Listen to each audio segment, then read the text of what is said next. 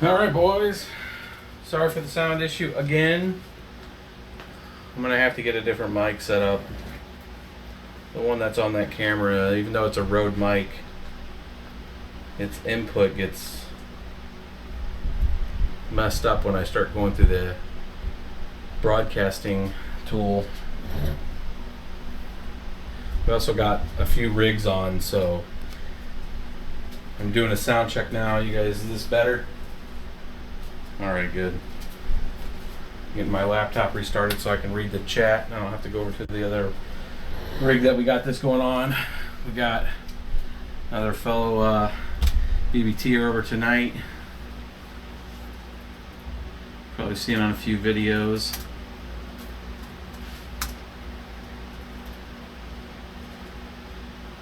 Helping out with camera stuff right now. Getting this guy loaded in.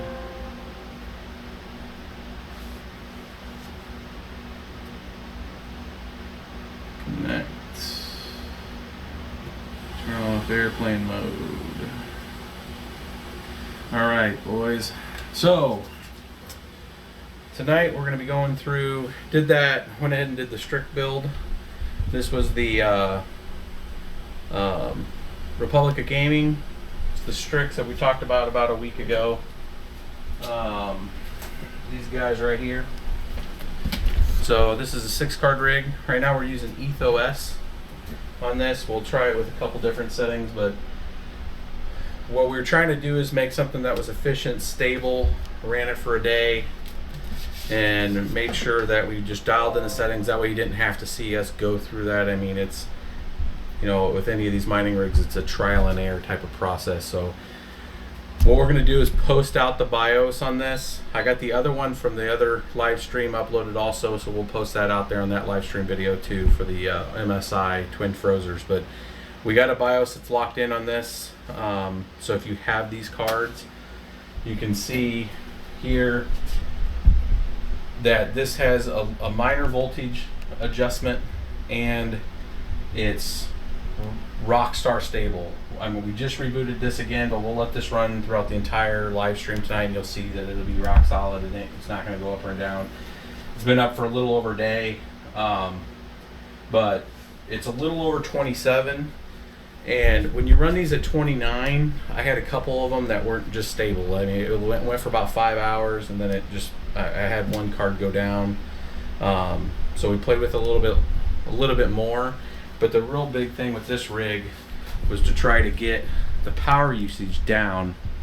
And we're running right there on these 6-card rig, and this is a gold power supply. This is the only one that I could find at our local micro center, and I didn't feel like ordering something off the web real quick. This is a 1300 G2, and we're running right about 945 watts. And you can see this guy is plugged in to that power supply, and 940 watts on a 6-card rig, running almost 165, almost 170 mega hash for under 1,000 watts. I think that's pretty efficient. The best that we've seen so far is about 890 on these, not on these particular cards, but on a 470 rig, and that's getting ones that'll play a lot with the voltage is a lot better. But these with a minor voltage mod, holding stable at 27, I think is a pretty good setup for this rig. Let me get logged in here so I can see your guys' chat. We'll go through a little more detail. I'll get the camera close to this, that way you can kind of see how we did it. We also got the XFX. We'll pull over here and putting this place in a little bit here. We got and got the BIOS modded for those RS series XFX graphics cards. That's these guys. Let me get the box for it.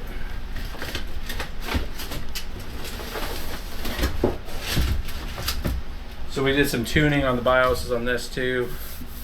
That's these guys, which are the 8 gig version XFX, and it's the RS edition. You'll know that you got those because it's got the ultra white bright lights on those fans. So they're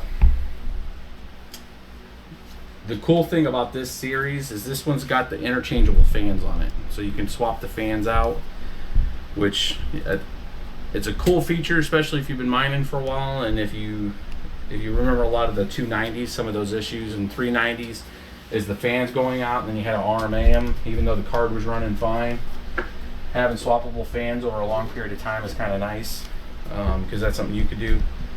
But we got those locked in at 29 stable on 2 of them. On the other one, the middle one, it's unstable if we go with pretty much any timing short of stock. So that one will probably get returned, and we'll get a different one. And just we need to have it not at stock. When the other 2 are running with a minor voltage decrease and running at 29, just with the timings and a little bit of voltage. So that, mind you, that's not even taking the memory up. They're running at 29. So I take the memory up, they start to run at 30.7, but then they start crashing. So 29 is fine when I'm not messing with the memory. So if I can get that on that third one, that'd be fine. It's a 3-card rig. I know it's kind of weird. We had a couple dual card rigs that we tried out with the I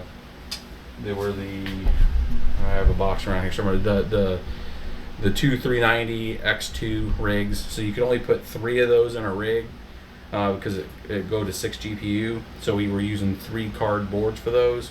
We since moved those to higher efficiency cards, so that's where you get a 3-card rig. So we'll end up moving that and giving somebody an opportunity to buy it cheap. I mean, this is a sub $1,000 rig, so somebody doesn't want to spend a lot of money on it, it'll go pretty quick, because it is about 75 to 82 mega hash, somewhere around there, for like $900, which isn't too bad. And it's under 450 watts, or right around 450 watts. So we'll get,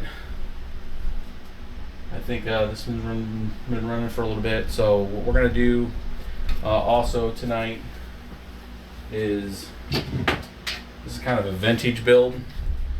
So I have some older cards that I'm gonna put in here, and we're gonna do some playing with.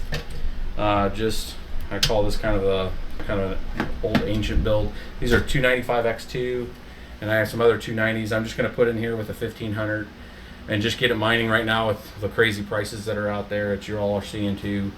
About anything, as long as you have mega hash right now, agnostic to power, and our power cost here is pretty low. We're just gonna get anything and everything mining right now. So we're taking a few of these relics out. We have the big power supplies, so we're just gonna get those up and play with some settings for you. Also tonight, let me keep telling you I'm gonna log in to see your chat. Do that real quick. And then we'll get into some more detailed build here. Live streaming.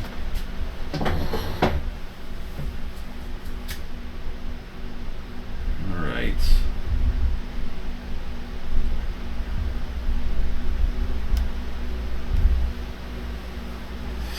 So, yeah, I wanted to see you, Jason. There is another BBT here, so Jason will come over here and say hi to you.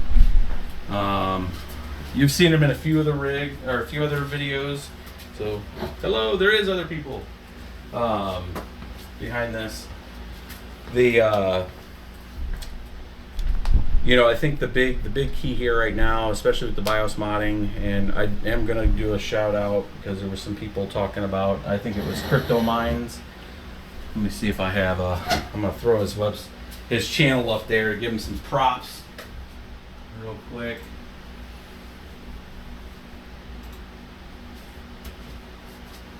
So we use a whole bunch of different sources to make sure that we're not reinventing the wheel. So like anybody else, we do our own research too.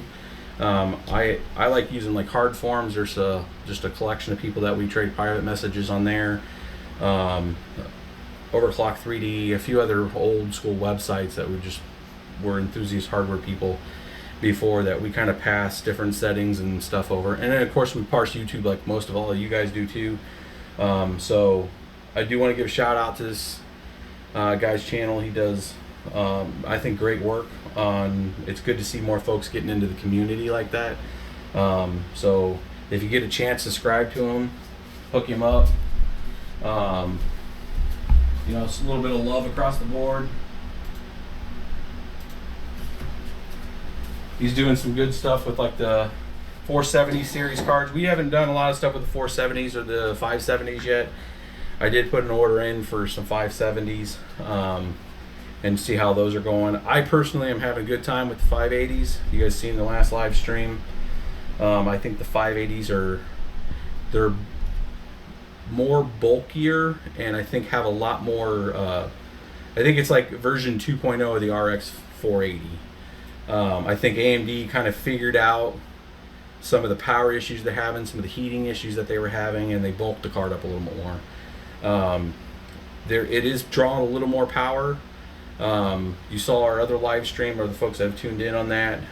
We've gotten that down to 1050 on the power. When we first plugged it in, 580s out of the gate, just with the memory timing set up on it. On the MSI Twin Frozers, we are at 1250 power. So you're already seeing this rig right here being tweaked at 940, 950 watts of power. So the baseline benchmark on those MSIs out of the box, not tweaked, not even memory upgraded, nothing, just flat out turned on. Claymore 9.2 loaded. I think at first we did 8.1 to 9.2. We ended up loading on it too. Not much difference from the power draw at all. I think it was like 0.5 mega hash difference. And it was at 1250, which that's a pretty significant difference between the 480s. But through some tweaking, BIOS modification, and some adjustments on those, which we also have that will get uploaded on that page if you have those MSI 580s. I think you can draw that. We can draw it down at least to 1050 is what we drawed it down to. We're still missing 100 megahertz somewhere there compared to these, and it could just be from the extra power consumption that's going on.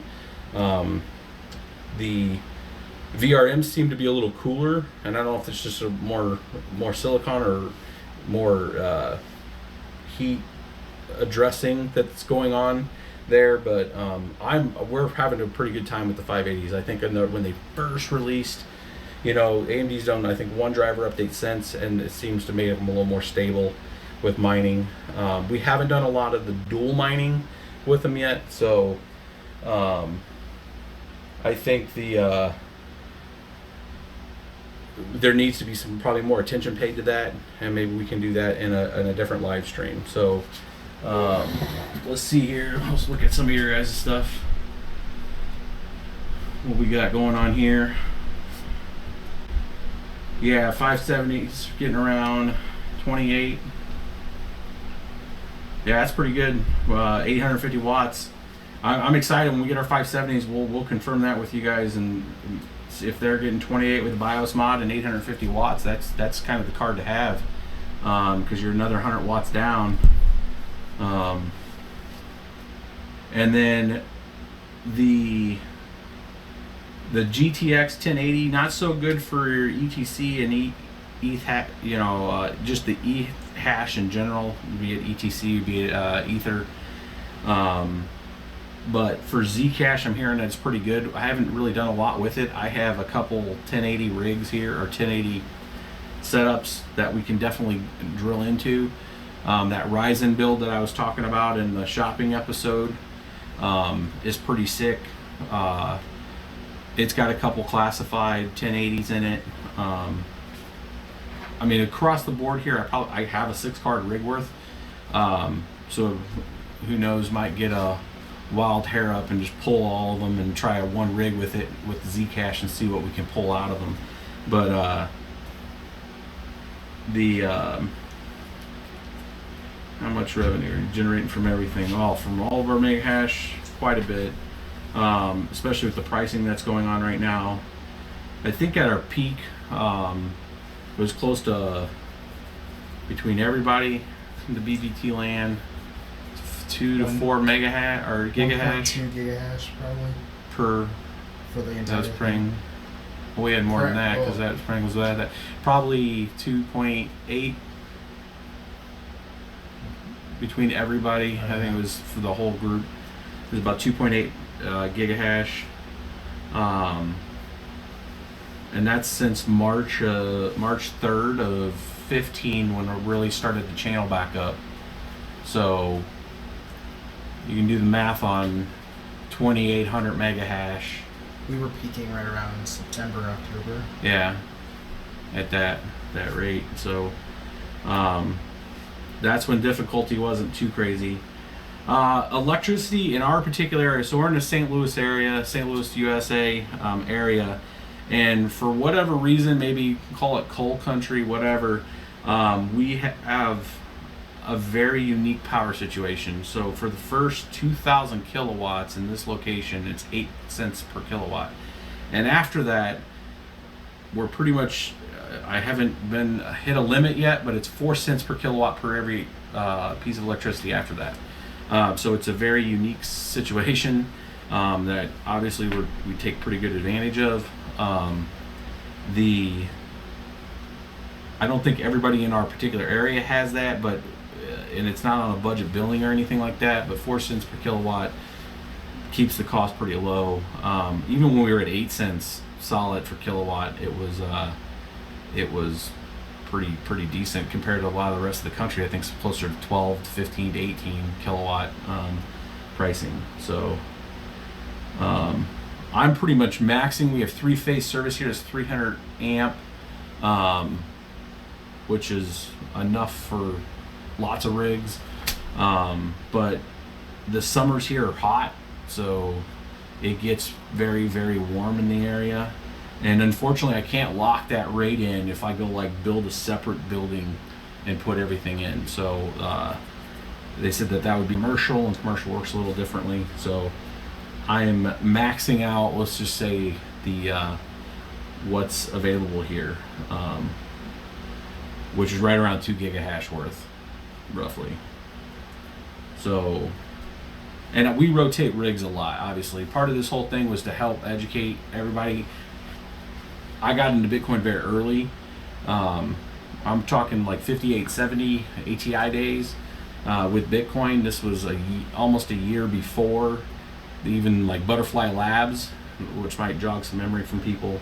I got in pretty early, and it started with just a few computers, and then it scaled up, and then I took a pause from it, and then I realized when it took back off that there was just a lot of people putting a lot of stuff on forums, but I would go and try that and it wouldn't work, and then other folks around me started to do it, and there was just all kinds of issues. So I was like, you know what, let's make a channel to this channel started in 2013, so we try to bring just some kind of, here's what you can do, here's how you can do it, and hopefully, and it's good to see a lot of other folks are starting to do that too, because we all kind of feed off of each other's experience. So that's why I want to kind of do some of these older builds, because different folks have different situations to get their, the different cards that they have in the different geographical locations, and maybe there's a deal for people that can get 295 X2s. So I'm going to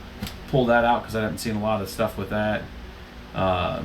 We'll do that. I have a couple older cards that I'm going to pull and put in this kind of vintage rig, I'm going to call it, and see how that goes. So let's see here. Let's get and then a lot of that other stuff too that you see, all this mining equipment, a lot of that was pre-funded with some of that early Bitcoin. So we've just, you notice on our channel, I don't advertise. We don't really sell the space for that, and we don't have donations or anything like that. And it's, our monetization piece comes from this stuff, right? So, I mean, it's nice. I like having the feedback, because that's really what this is. I look at this. I do a lot of stuff with agile development. This is the feedback loop. So, you guys provide feedback on your experiences. We give you guys kind of the raw view on how it works and what's worked for us, you feed back into the community and say, hey, yeah, that works for me, this didn't work for me. And that you know, there's a lot of lurkers on the web, a lot of people that just kind of watch and don't communicate. If you built one, put it out there. You know, it's not showing off, it's not any of that, it's feedback. So if you say, hey, I did this and here's what works for me, it helps the whole community. So I highly encourage that.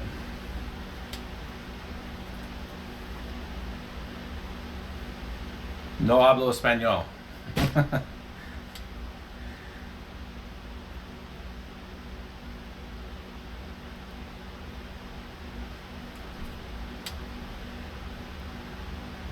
Let's see here. All right, so let's talk real quick, and we're gonna I'm gonna give you kind of a closer view of this rig, and then we're gonna pull this one down. Well, actually, I'll tell you what.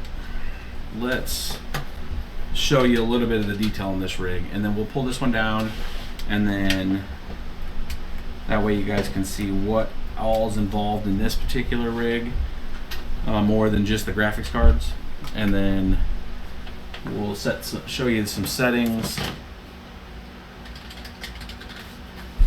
So we're using EthOS on this particular rig, and we have our miner set to Claymore, and I'll show you how to do that here in a second. So as you can see, the newer version of EthOS, we kind of did a demo of it. Version 1.2.0 kind of is out of frame here, but it kind of tells you your motherboard that you have and all this, and then it gives you your extra cards and your BIOS setting and your memory type, which is pretty cool. And then when you do your show miner, it's just like you would see if you're a Windows user. It's giving you essentially your hash rate. So you see all these across the board, 27. The whole rig's about 167. It's been up for, where's the uptime? I think it's off this. Oh, it's up. It's been up for 35 minutes. This rig, pretty much when we started the vlog, our video live stream. We brought the larger TV over here for you can see it a lot easier than looking on this little monitor. So Claymore, to set that, like if you have EthOS, you hit Control C to stop that viewing. We'll bring this up under VI local.config, brings you into your configuration. Up here on global miner, you just need to hit your insert key, move over to this, and it should say Ethermine. That's just using the native EthOS miner. You can just type in Claymore there, and it'll start to use Claymore's miner. When EthOS does updates, they'll put different versions of the miners out there for you. These being RX series graphics cards, you do not use the global core and global mem to set your settings. Unfortunately, you do that in a different way. We've hard coded that into the BIOS on the settings on these ones, and set the memory and everything in that. So that BIOS update has all those timings and memory hard coded in there. So we're not even doing any software modding on that. So all we did really is just switch to the Claymore. You do a Shift:X to get out of there, and then you can do show miner to go back into seeing your different settings. And here's what I'll show you. I'll do a Control C again. I'll go back into what I was just in. local.config. We'll do an insert. We'll switch this back to Ethermine, and you'll see what I'm talking about here. Spelled it wrong. Oh, all right. And that's what Jason helped me here. I think it's Etherminer. We'll find out real quick.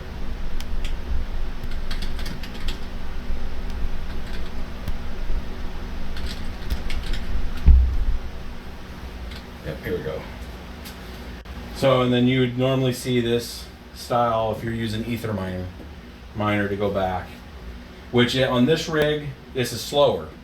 So Etherminer, you're seeing it's purging right now the current proof of work that was in the card, and now it's picking back up. and it still hasn't purged out all the cards yet. Now it's finally starting to get to where almost all of them are there. Some are still showing zeros. Now they're all purged. And this goes to about 25-26 mega hash per card with Etherminer. Claymore is doing 27.4, 27.5. So that gives you that kind of idea of what the real differences are on Ethermine and Claymore when using EthOS. So I'm going to shut that down.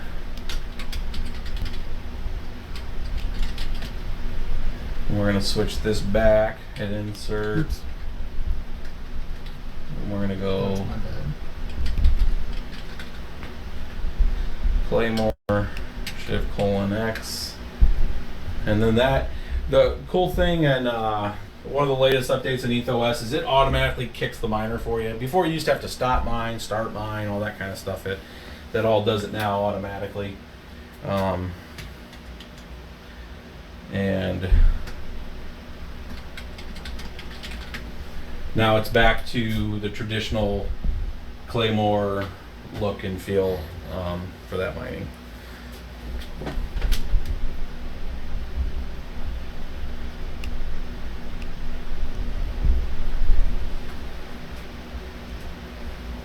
Alright, so yes, you can use Claymore on your 1080 GTX. Real quick, I'll address the from what I know of proof of stake just by parsing the news the same way anybody else kind of can, I guess, but going a little deep on it. So a few of the updates, I think it was from Voltic on when he was out in maybe Russia at one of the conferences, he had mentioned that they're just not going to go proof of stake. It's going to be a hybrid system is what they're looking at right now, from my understanding, kind of like the way Dash works.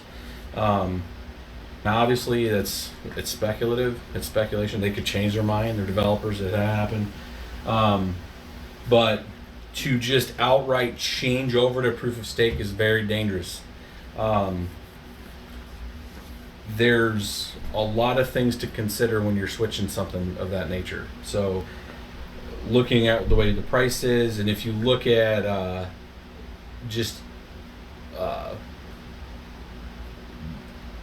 the whole discussion since October of 16 about proof of stake on almost every forum that pretty much the entire Ethereum teams went out there and talked. If you look at any of their consensus talks, you look at DevCon talks, they promote their whole proof of work system, right? That they're happy that the way they've set the algorithm to work across GPUs, answer some of the issues that they were having with CPU mining, and why they have that vision to go to proof of stake. It's going to be a stair step. If they take and learn from something like Dash, at least from an algorithm and an implementation standpoint, where you kind of go to a hybrid, it's the same kind of way of almost all industry.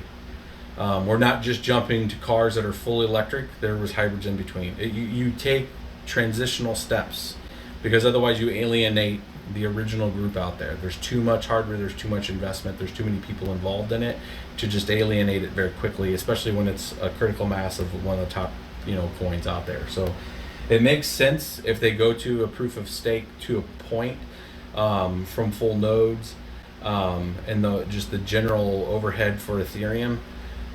However, the hybrid system probably makes most sense. Now, if that's a 50-50 split, if that's a 45-45, and then the other 10%'s going to some kind of fixed fund, who knows? But from just understanding on how development transitions traditionally, it makes sense to do a hybrid. Now, what would have to happen if they went to a hybrid system? Well, from a pricing standpoint, the market dictates it. It's the same way that when Dash really started to go to full nodes and master nodes and split that, it took it a few cycles, a few months, and then the price adjusted pretty significantly over to to compensate the folks that were still mining with ASICs. If Ethereum moves to that, and if you follow that relative adjustment in pricing in general, where if they split it 50-50, then the Ethereum price would have to go somewhere around close to 180, maybe 160, to offset, you know, the total value that you're producing. Otherwise, you know, just like when Bitcoin halved, you're having your actual payment, your payout, and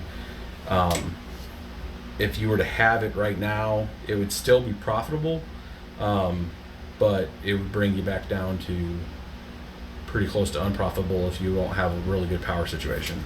And then that's not even counting the cost of depreciation on a rig, and there's a whole depreciation schedule that we kind of talked about before in one of the other videos. But if there's interest in that and understanding on at least how we depreciate the rigs, especially when you're dealing at scale, you know, you want to look at how much you got into it, and then you want to build a schedule. I mean, these things are only going to last so long, so there's a break even on them, or you can use it. Some people use it as a true investment. This is a vessel that gives you investment over a 2-year period, and then you zero cost it. If they go out, you toss it. Personally, I don't do that. I mean, that's why I like doing GPUs. You can recycle these in some other way. You can turn them into gaming rigs. You can sell them. Just be full disclosure if you can with people. When we put them up on eBay, I mean, we put some, usually just the rig on eBay, but if we put them in other, you know, hard forms or any of the other stuff, I just kind of disclose, hey, it's been mining, it's been temperature monitored, it's been temperature controlled. It's just like you're playing a video game for a long time, because your real spell points are your fans usually. But as long as you watch the temperatures, you don't let them sit there at 90 Celsius, and you keep them 65, 67, something like that. And when you see these rigs here, when we're out, when they get on a shelf somewhere, they usually have a secondary fan on them. So I drop these usually down to 30, on the fan speed down to about 30% or less. And then we put a different fan on them because it's a lot cheaper to replace a $19 fan than it is to replace a whole bunch of graphics cards fans. So drop your fan speeds if you can, if you have a situation where you can, and cool those with cheaper fans that are easy to replace, like a box fan or something. Hopefully you have a space that's not going to be, you know, where the ambient noise isn't going to annoy you. Let me check what you guys are talking about here.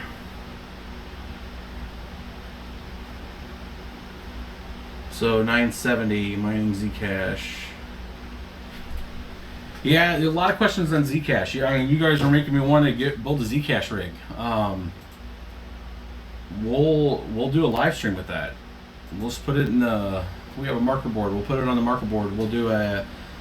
I have enough GTX series 970s. I got 970s, 1070s, and 1080s all in here. So we'll pull some and put them into a rig and do a test, and see what we can get out of them. The problem with the GTX mining in general is the cards are expensive. I mean, we're talking like circa 2013, 2014, 390X pricing at, you know, and with the crypto, the prices they are, I guess it's not that bad, but I mean, if you're paying $429 a card, even if you're buying like the open box 1080s that are out there since the 1080 Ti's came out, I mean, the sweet spot's about $250. If you guys, I'm pushing Micro Center as hard as I can right now. They have a whole plethora of 980 Ti's. I'm trying to get them to work a deal with us where I could pick up, you know, 6 to 12 of them and build a pretty cool mining rig that's Zcash. It's a GTX build, but you know, the price point's about $250, $265, somewhere around there. Is what it has to be to make it really, you know, if you're going to do it at scale. I'm talking scale now.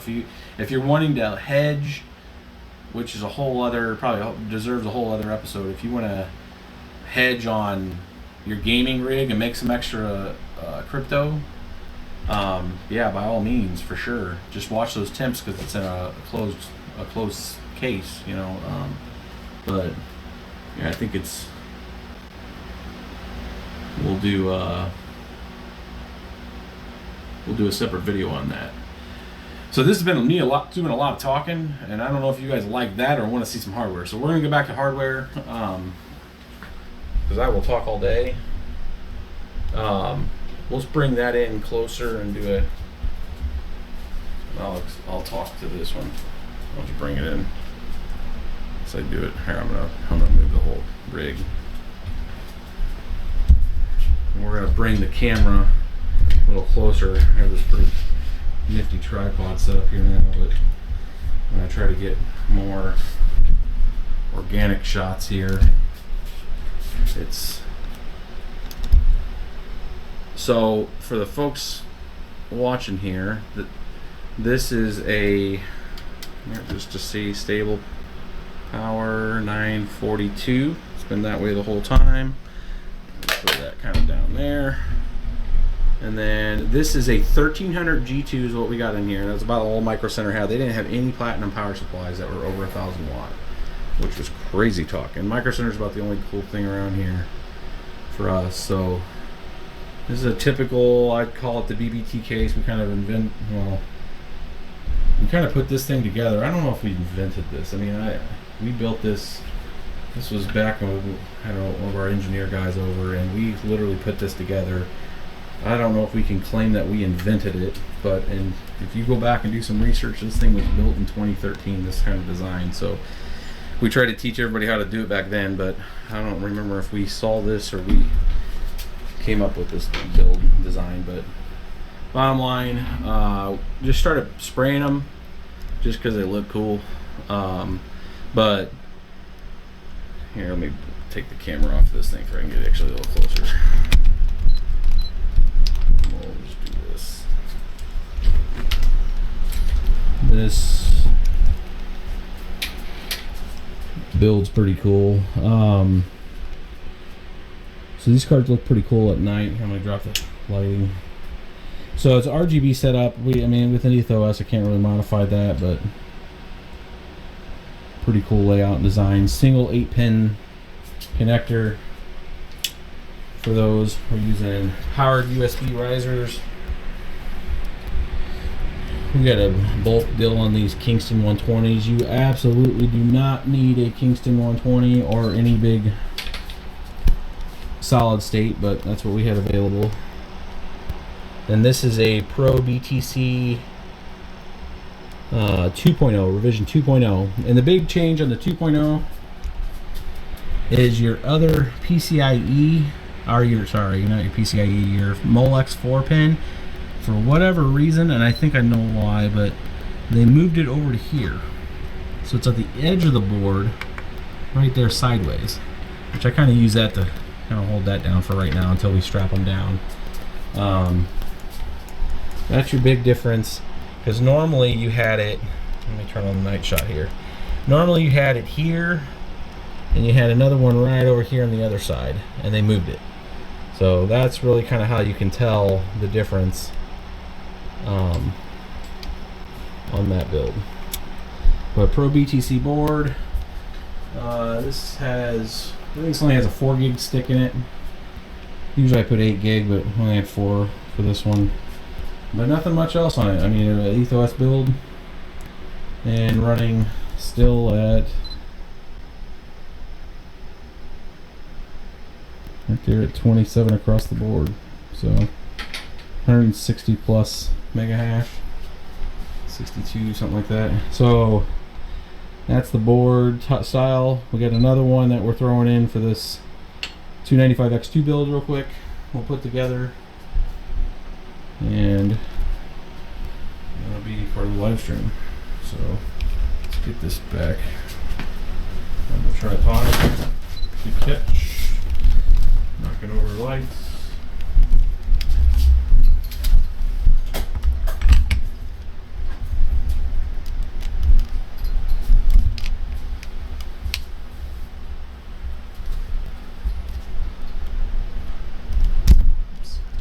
Slide that over. There we go. And now you. So we'll power this down and get it moved off, because one reason it is hot. We didn't have temps over here, but I mean it was only running at 64 Celsius, but these fans are blowing right on me. We'll move this camera over, or move that. I just want to I'll move my laptop up to the side. I'm just going to get this out of the way, that unplug there.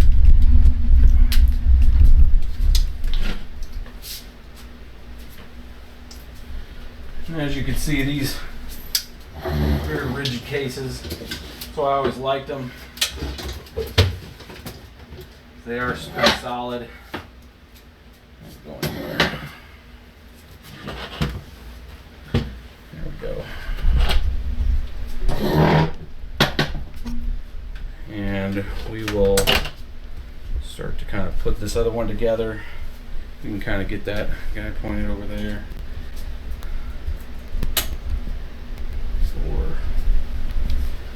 For this build.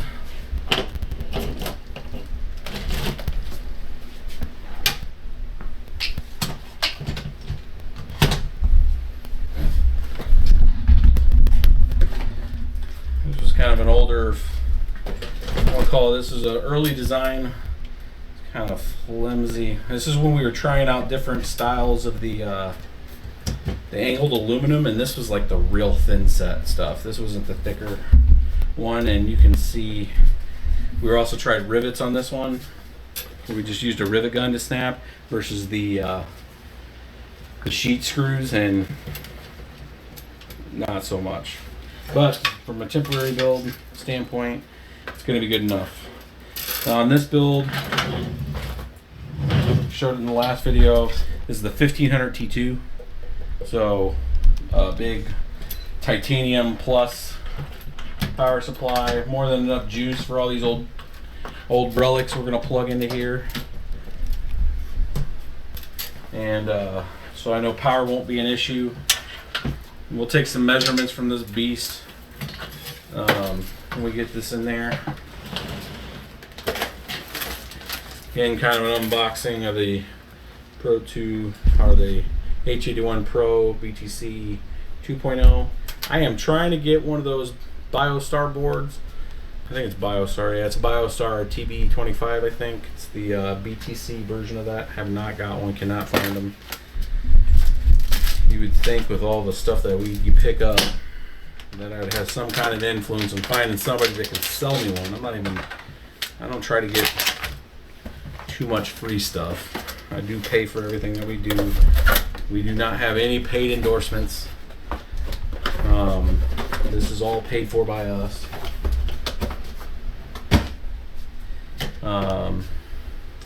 I did try to reach out early in the early days of 2013. I did have some conversations with AMD. When mining first came back, I reached out and tried to explain kind of what it was. I think when we first made the channel, they reached out. Roy Taylor, which is the executive vice president with AMD, and James Pryor, which is one of the, I think he's a product manager for AMD. I talked to both of them on the phone for a little bit when it first, right there in 2013. I think it was November of 2013 through maybe February. I was going back and forth with them because I was trying to get sample hardware, and I think what we came to is the way the sample hardware works in the entire industry is obviously it's predicated usually on YouTube views, subscribers, but not only that is the request that we were asking for is when we do things, I need 6 of them, and I mean one's not going to do me any good. If we're going to show this to you, I want to show you at a level of 6. I want to show you maxing out a board. I want to show you what the top is. And it's just the review community and the review culture isn't going to give us 6 cards. So, I mean, we just go out and buy them, obviously. But I tried to spin it a different way when we came back into it in March and reached out to them and said, hey, I'm not worried about getting any free stuff from you, but I would like to work with your engineers and collaborate on at least trying to answer some of the stuff from the mining community, some of the hardware issues that we run into, try to answer some of it. And I think indirectly they kind of heard that message with some of these newer vendors putting out the replaceable fans and the cards and stuff like that. But, you know, it's probably more being predicated on the fact that all of us that are doing the mining and having a fail rate probably in less than a year on some of the cards, that RMA system is probably getting taxed, so they're finding alternative ways to manage that. So it's not to say we haven't tried, you know, and it's not, we're not trying to get an advantage of any sort. I mean, we're not operating at a scale to get an advantage. If we were operating at a 10 gigahash, you're getting into, you know, 100 gigahash, big farm level stuff, I get it. I mean, if somebody's trying to take advantage of a system or something, we're not doing any of that. You don't see that here. We're not showing you any of that kind of stuff. We're operating at a scale, but not at that level. That takes a whole other level of management that I just do not want to deal with, for all kinds of reasons. But you know, trying to get an early focus on potential issues, and early view, at least for the driver side, at a minimum set, having drivers that are compatible out of the gate are giving us, you know, working out something to where they're not updating the drivers to mess with the signatures and stuff. You know, like if we could post it with, you know, if we omit our warranty because we're going to do something, then that might be part of the game. But you know, one of the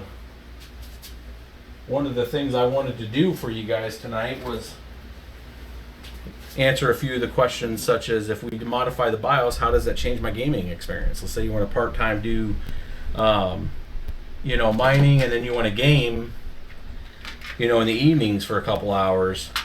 And if you've modified your BIOS, especially if you're on a RX480, you know, unless you do a little, the ATI driver trick to trick the OS to not see driver signing, you're kind of SOL.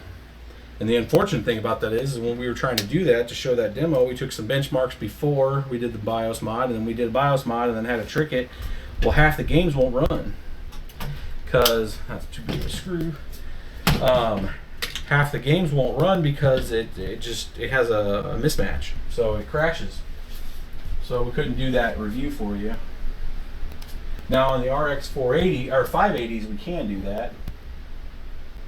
Why not?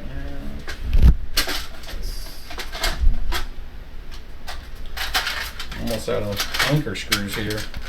The RX 580s, fortunately, do not require the driver signature yet, but I would imagine in one of the next releases it will. And I don't know if anybody comes out here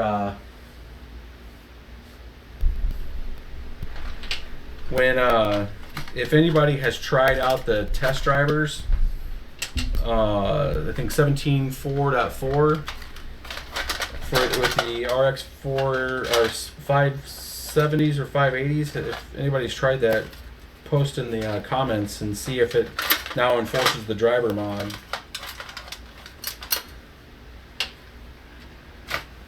I need to go get some more screws.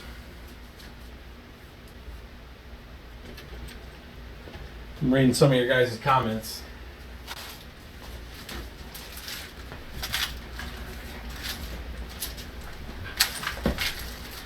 I had a box of these screws and they got moved.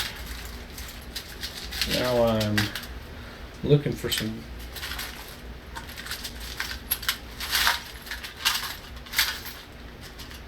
I'll be on a shopping list tomorrow. I am making a Micro Center run tomorrow.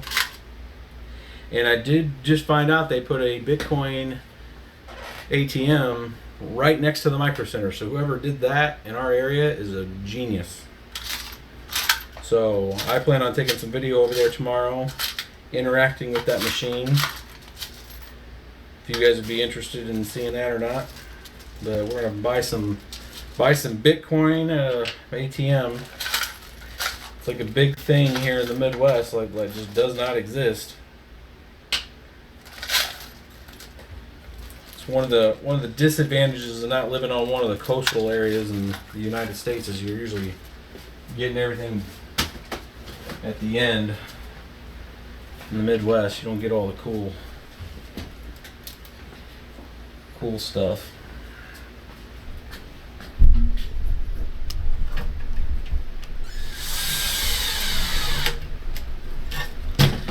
So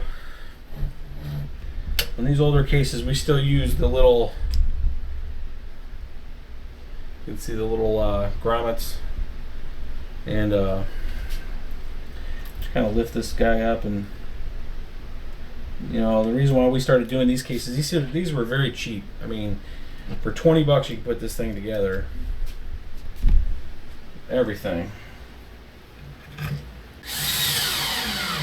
depending which aluminum you get too, because I mean it can get up to 30 something if you are using higher grade aluminum.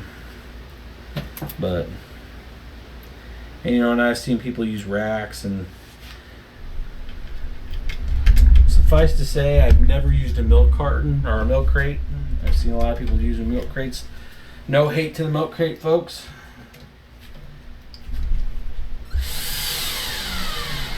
We used to say in autocross, run what you brung. If that's the way you want to do it, that's all good here. If you want to show up in a minivan and run around the racetrack, go for it. Getting this guy under here.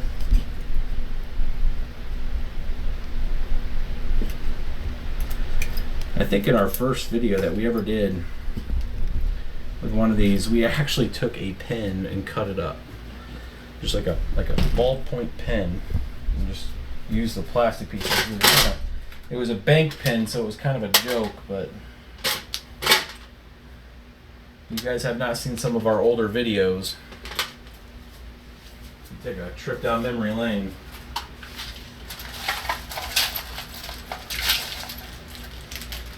Man, I cannot believe I'm almost out of screws. You know, normal people would have probably got all this already before they got on a live stream, but this is the last thing that I'm thinking about when I'm putting a rig together.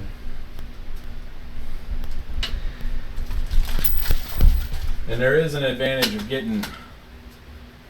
going off and getting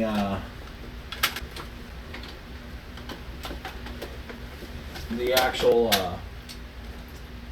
pre-built cases, I guess, because then you pretty much get shipped everything you need. I'm robbing every one of my screw jars here.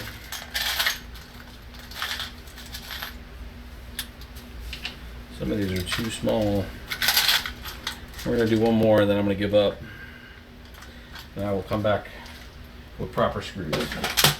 Does not need to be completely faceted down, just the main there, the one that I haven't screwed down in the back, and then this one I care most about. Just because I push down a lot right here when I'm. So this one here is important.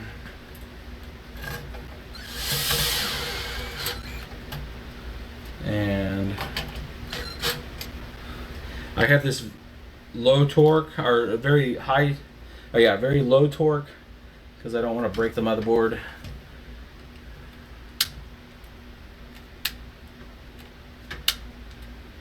So low torque that I think I finally ran out of juice. That's hilarious. That's a sign of building a lot of mining rigs.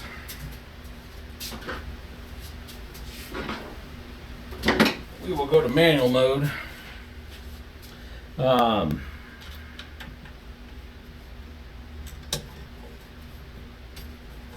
Being this softwood, it goes in pretty easy.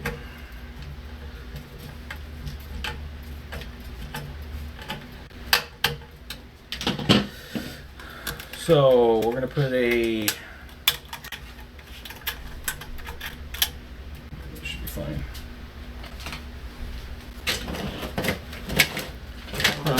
That aluminum. Hmm? That aluminum is so weak. It's like Yeah. baking. Yeah. So this is a G3220. This is an older processor. Still in a box. One of the first ones that came out. I don't know if you can get that or not. It's as close as I'm gonna get. Yep. That's fine. It's probably blurry. Nope, I see it. It's good. G3. Yeah. G3220. This is a 1150 motherboard socket set, not an 1151. It's 1150. Where's that other one? I'll show them the fun of that. Trash one. You put it in a plastic case.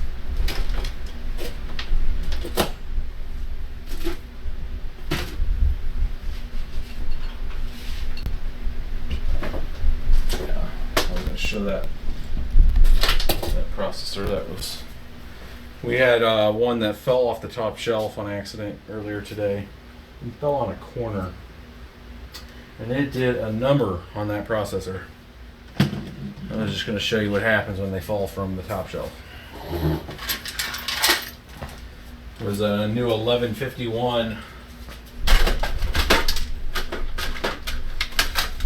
processor falling from the top shelf. I don't know how it got put up there. And then we're going to need this and some grease.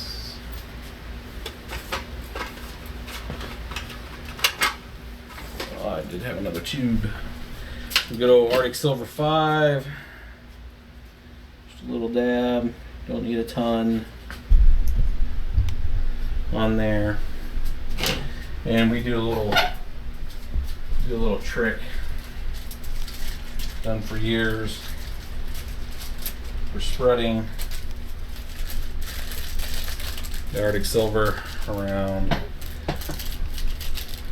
I mean, people do it different ways. You just do this and make sure it's a little coverage. That's it. Pull that through. It's good.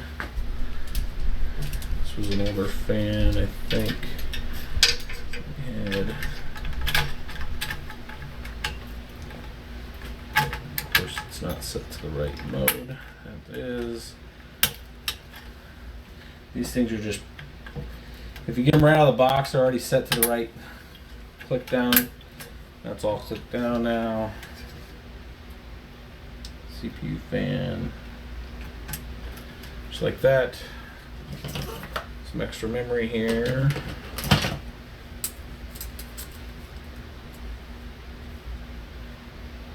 Yeah, I need one of those. This is a 16 gig kit. We don't need 16 gigs. Another 120 solid state.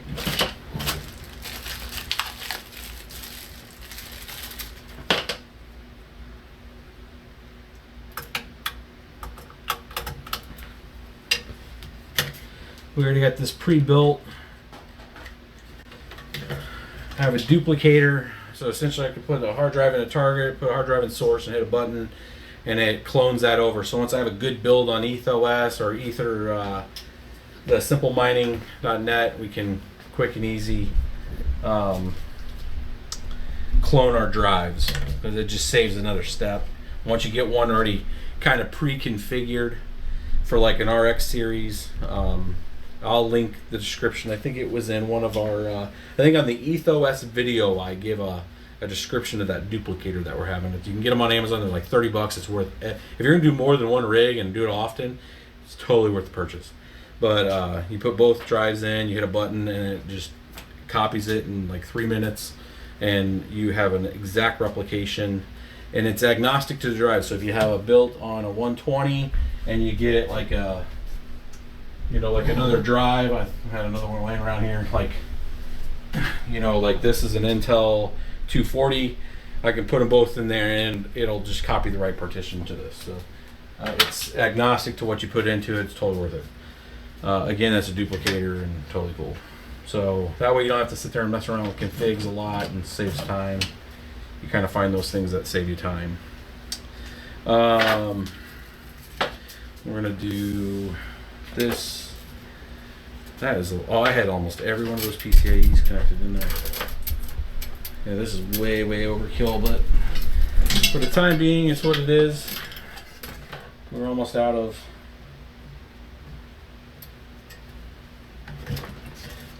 stuff.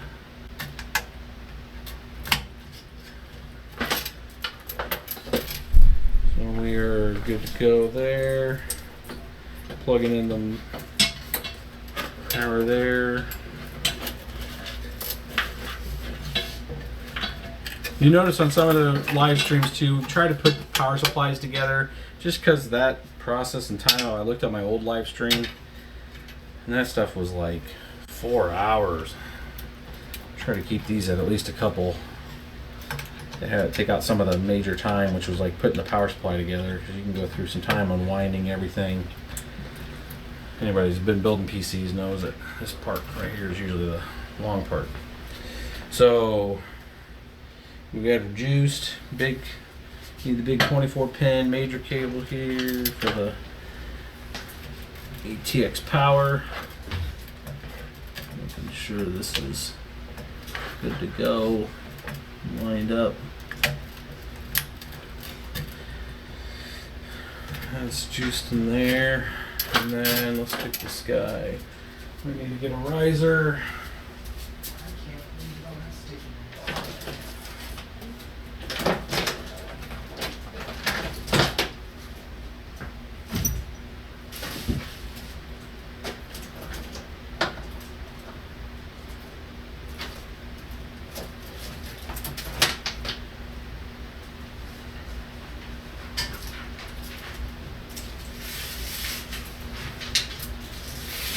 I need to find my big riser.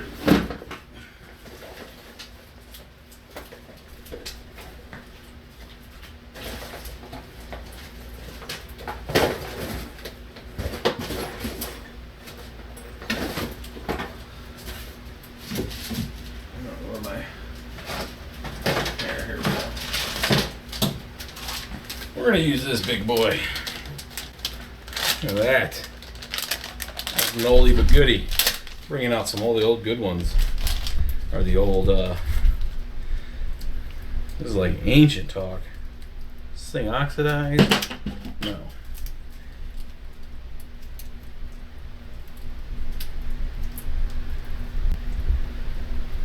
You guys remember these big boys?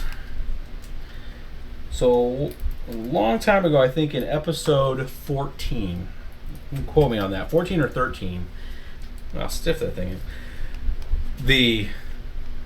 We did a video to, and I think I just saw on Crypto Mine, he did a video on, can you use different risers? Yes, you can absolutely use different risers, but what we did is we did a video on multiple risers and then traditional, like just desktop use, computer gaming use, to see what the impact of going from like a USB riser, a SATA cable riser, a full 16X riser, and a single PCIe 1 cable ribbon riser like this, both powered and unpowered.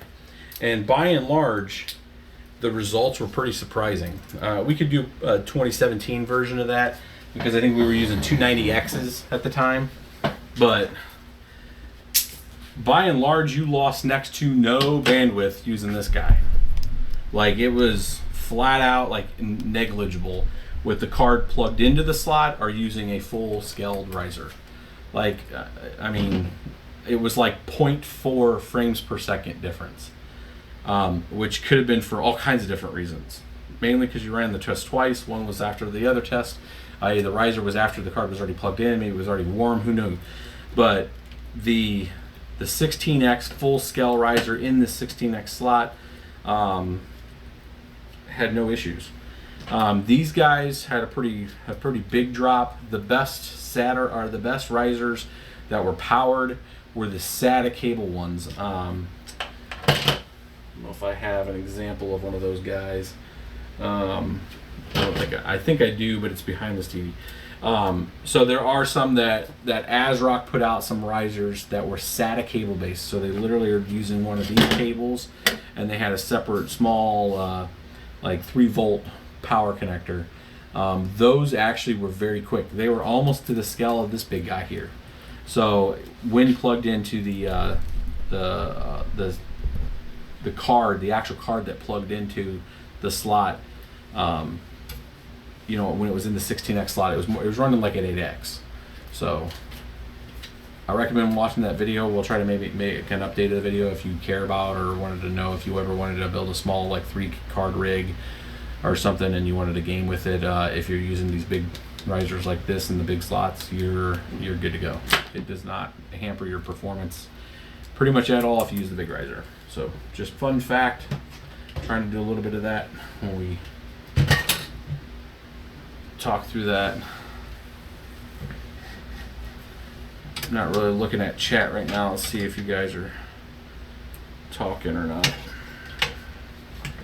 Let's see.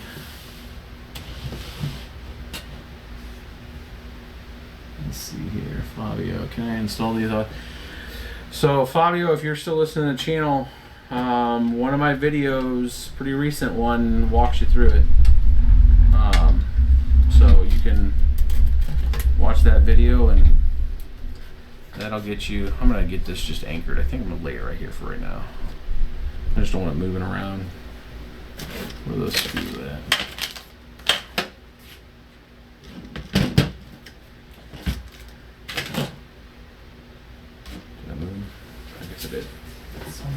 Oh, that's fine. I'll just use one of these. We'll use this blue one. Why not? Anytime I'm screwing into the angled aluminum, I usually try to catch if I don't have anything. Don't want any of those particles going anywhere. Now this guy's got 2 8-pins. And we are not using one of these, we're using 2 full strands. Actually, these are single strands. The single strand ones are the big high amp rails. Double, double, single. Single.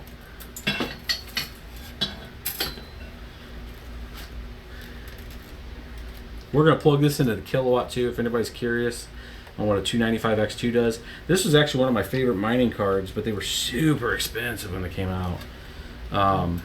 They dropped pretty quick, but this card, if I recollect, was like close to 30 mega hash per chip. So this card was like 62 mega hash, I think, last time I checked on it. So one card, 62 mega hash. And you can pick these up for like $400 these days. Yeah. Oh yeah, we need to do some special stuff with this. So this, you have to plug. Nope, that doesn't plug straight into that. Oh yeah.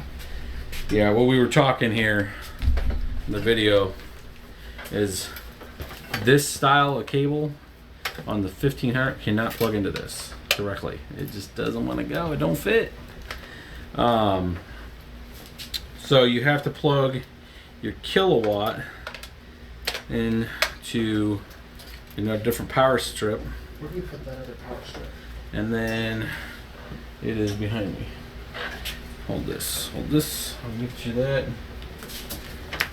We have to kind of do some typical stuff that you normally wouldn't want to do more than just for testing, which is do some daisy chaining to where you can plug the power strip into the Kilowatt off of another one. This is not recommended, by the way, but we wanted some way to measure this. There's no other mining rigs plugged into this strand, by the way. So this is just essentially the monitor and this one rig, so it should be okay, and then it's plugged in from the wall. So this allows us to then plug this rig into here and then get the Kilowatt wattage from it right here when we power it up. And I'll set it to watts, and then we'll take a measurement. When we can here, we got some, yeah, it's gonna be interesting. We'll pivot it when we need to. We got some serious wire situation going on here. We need a different test bed. In here. Alright, so we're gonna go full scale right here. This here. This boy right here.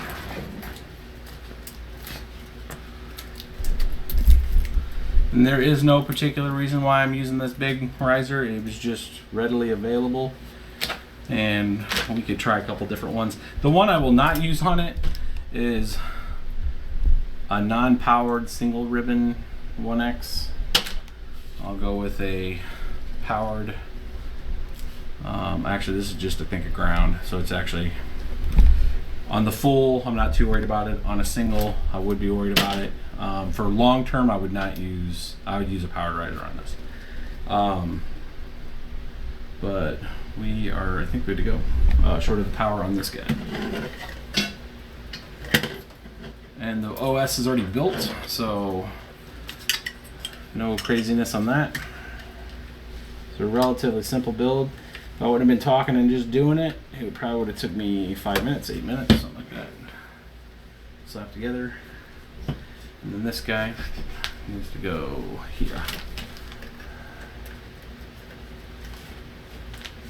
Flipped around. And we'll put the camera back.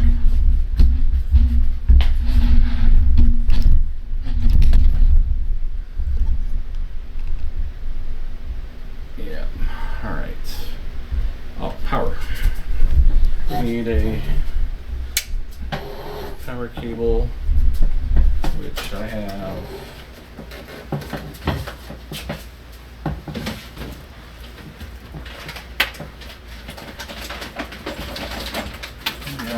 Yeah.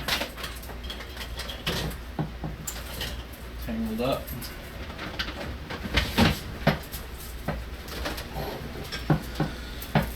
Just a few power buttons.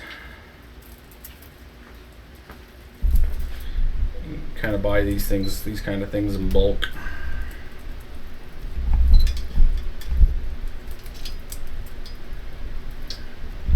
And if you're interested in finding out where we get some of this stuff, I can just mention on the thread, and I'll show you where we got like this kind of stuff. You can buy this kind of stuff on like Alibaba, really cheap. You know, like 100 pack for maybe $20 or something. I don't know, something really cheap. I don't really. Gotten from Amazon. Huh? Amazon. You get that one from Amazon? Yeah, I don't remember. Those were from Amazon. I bought something from Alibaba. I could have sworn. Keep me honest, man. Keep me honest. I don't remember. When we'd actually look at our invoice and receipt, we would actually put the right one over there. So. Is that juiced? Yeah. Should be.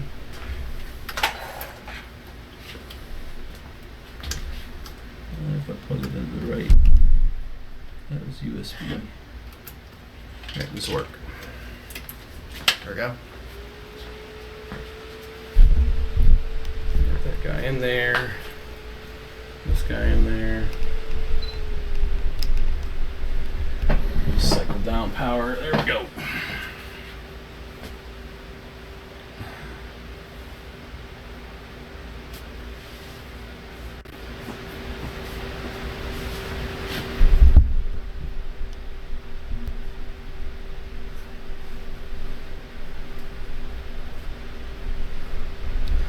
So it's picking up the 2 R9 295X2. This is a 2 GPU card.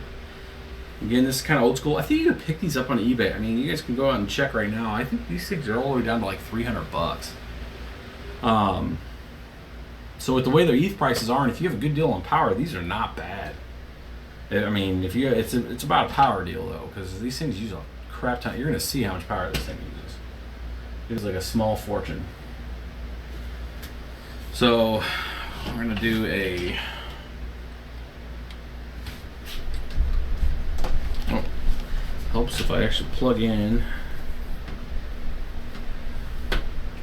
Missing all kinds of stuff here, folks. this in. Mouse, and keyboard, and network.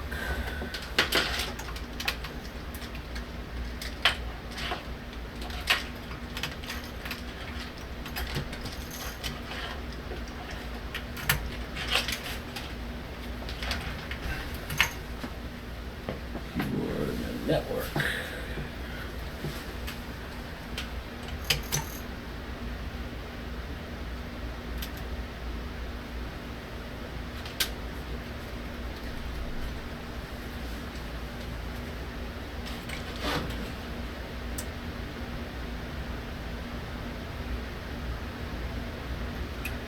I'll let it reboot real quick.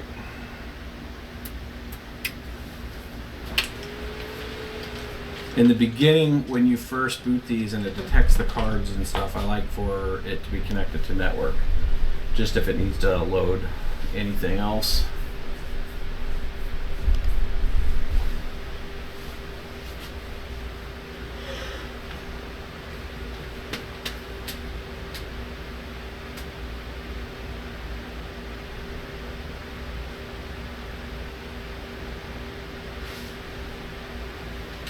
So this Frankenstein build, we'll after we get this thing running and going and do a few configs on it, we'll end the live show tonight with this, and then I plan doing another live show tomorrow too, with another build if as long as the other cards show up.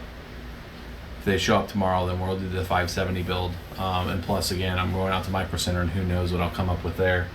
Here you go. There's the Hynix memory. The Civius core. It's a cool name. So, I'm gonna do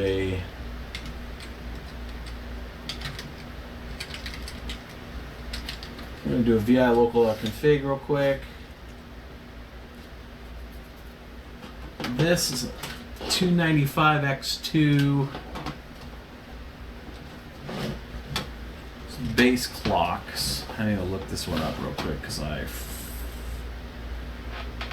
it's been a while since I looked up the 295X2, but I think I remember which config settings were on that.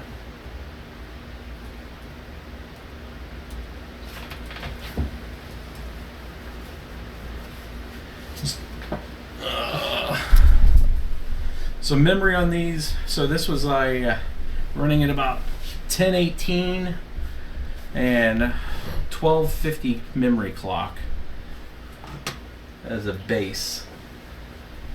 So before we mess with any of this, we're going to look at what it's running right now in Claymore.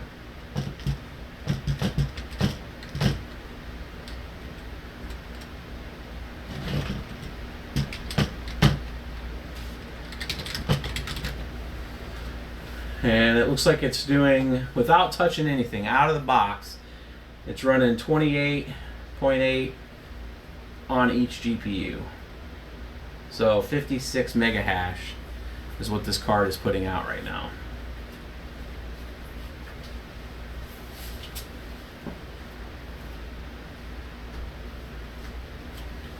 So we'll take a power reading here. You can see that. So 542 watts of power from this one card. 544 at 56. Now that's off the 1600 or 1500 titanium too, so we're talking one of the most efficient power supplies that we could possibly put on it. And I don't know how, I haven't looked at it in full detail of how the AXI 1500, I think from Corsair, is up there in a real high tier, or Inwin, I don't know if Inwin has one, or Seasonics Platinum series or Titanium series, but the EVGA Supernova T2 is probably one of the highest efficiency PSUs out there on the market. So this might be a little more around 600 or something if it was like on a 1300 G2, but 28.4 looks like what it's holding. It does not get a GPU or a fan reading. This thing's kind of self-regulated in there. It's warm.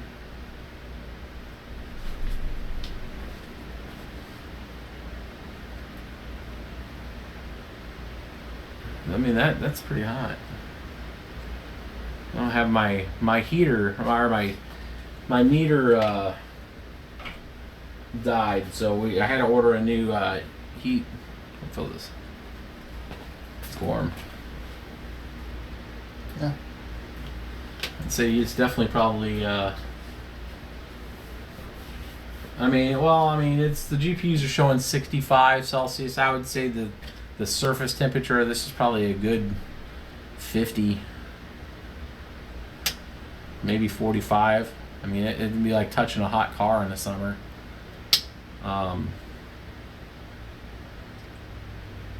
So it's got a radiator set up, water cooled. Cool thing about it is it's quiet. It's quiet as hell. There's hardly any decibels coming off this entire system with it being water cooled. But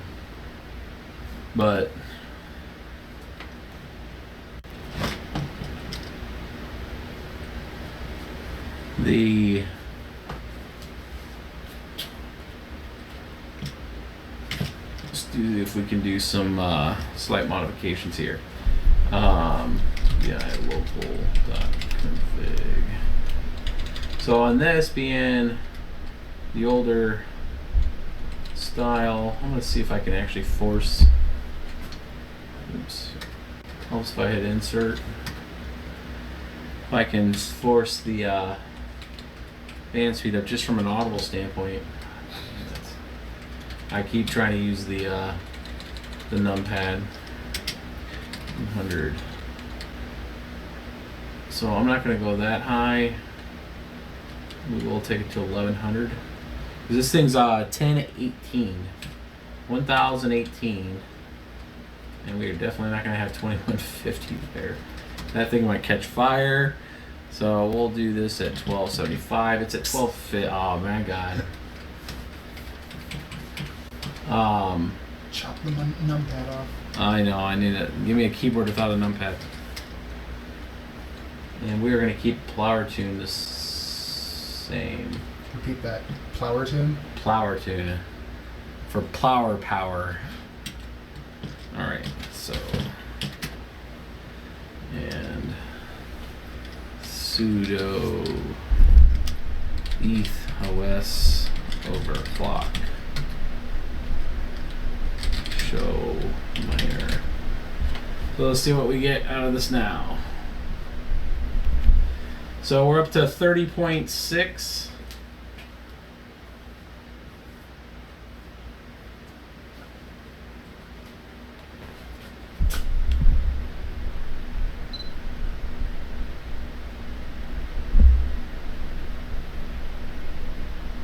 We're at 61 mega hash on this one card.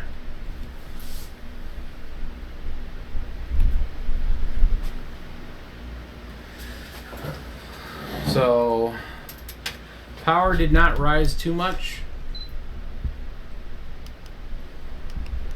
582 watts, 583 watts of power.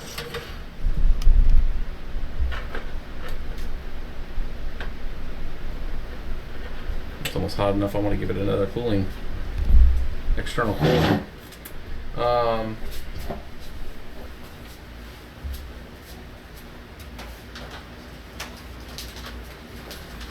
Plug this in. Ooh, toasty. Too bad it's not winter. We're gonna give this thing its own extra cooling.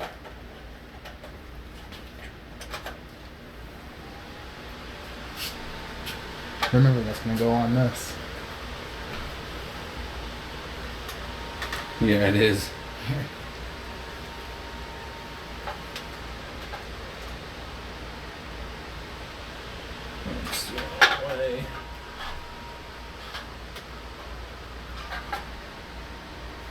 And that needs to be on a box or something. There, empty frig. I don't if it'll sit on that. I might go through that rig.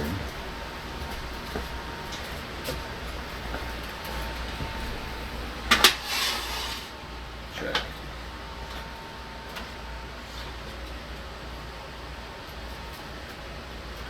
Multi-purpose rigs.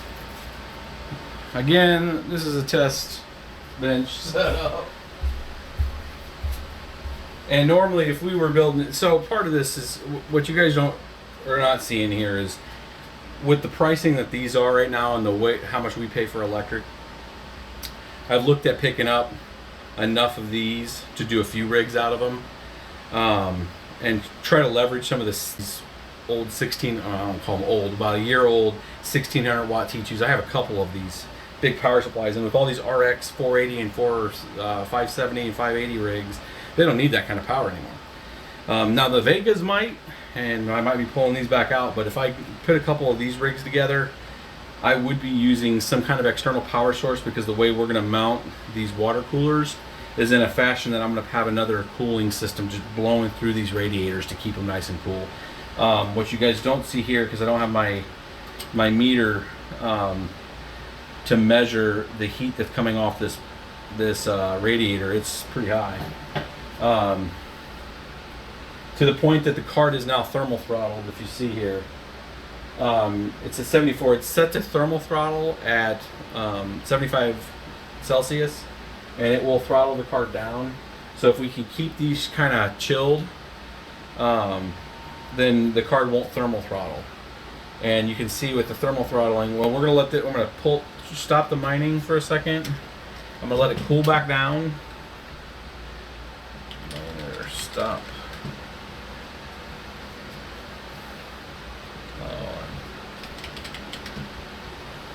It's mine stop. Mine stop.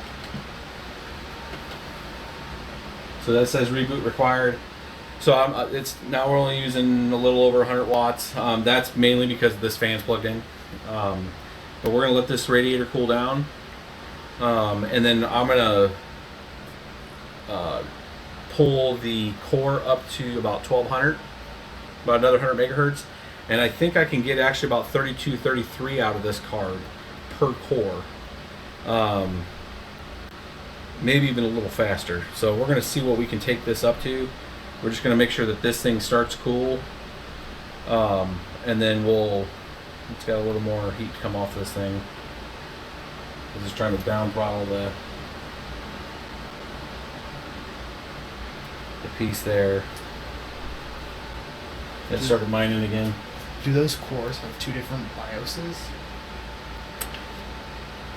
No. Because one had an M0 and the other one had an S0. I think it's to distinguish which side is. There is two BIOSes here on this card. This is the MSI, for the folks wanting to know which version this is.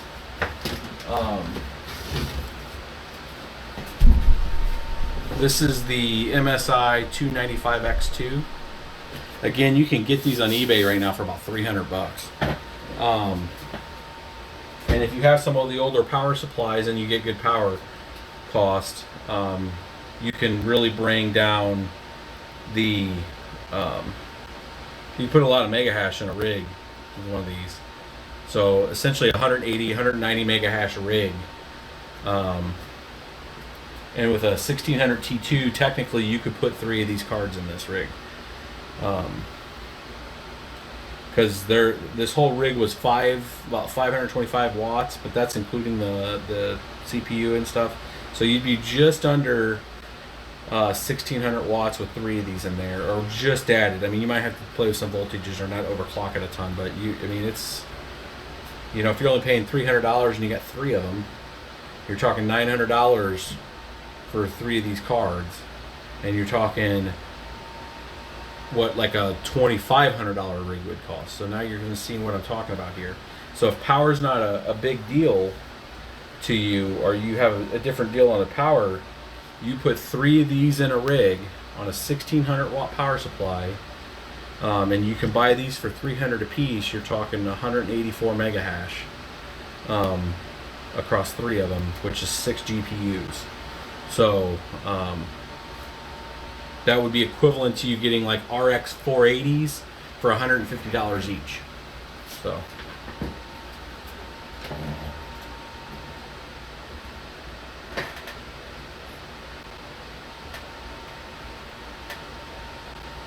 Just reading some of the things while I was letting that cool down. This thing's almost ice cold now.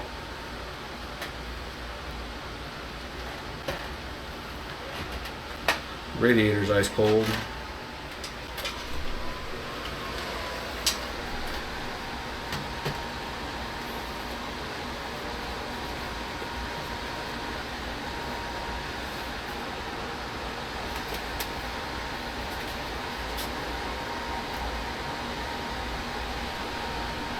Alright, let's go ahead and fire this guy back up. We're going to keep this nice and cool. And what I'm really trying to do is see if I can get about 33 out of these GPUs.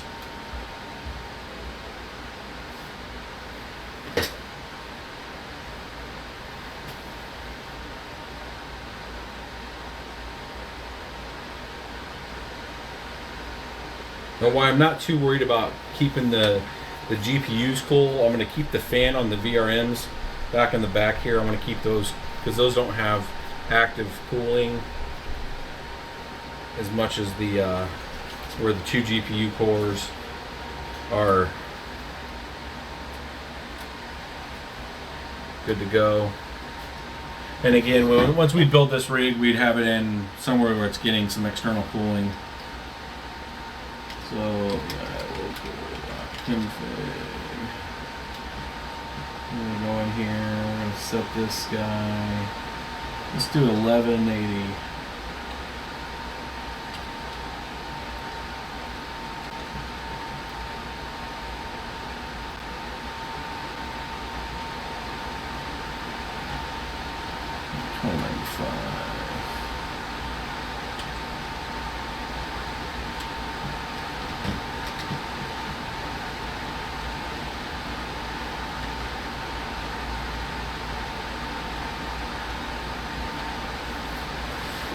Alright, now we are looking, 25, is it already throttled? There we go, 32.67. Well,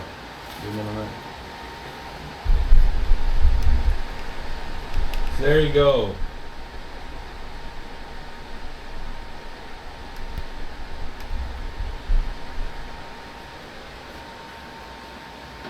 .67 mega hash per GPU on these.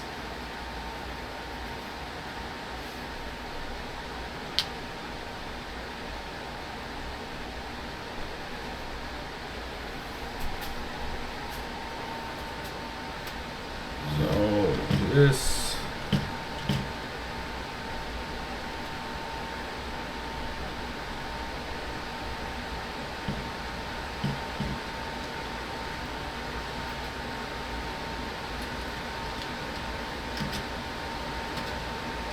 get 3 of those with these configurations and proper cooling. That's almost 200 mega hash. Mm-hmm.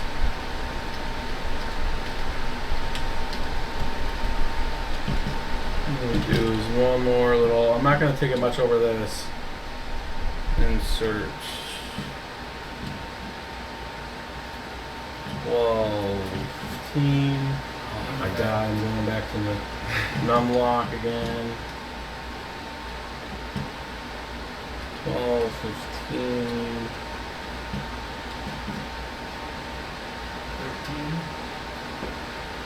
1325. Watch it.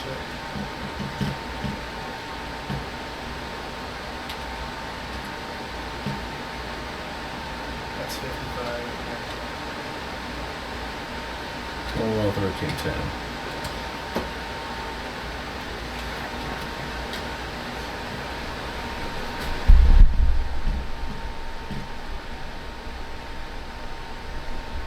Oops, I forgot to do the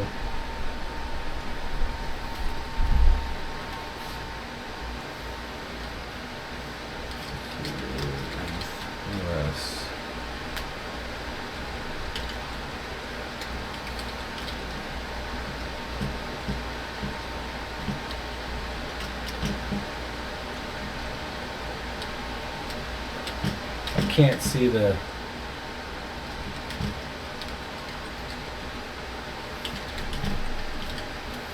There we go. TV's overscan.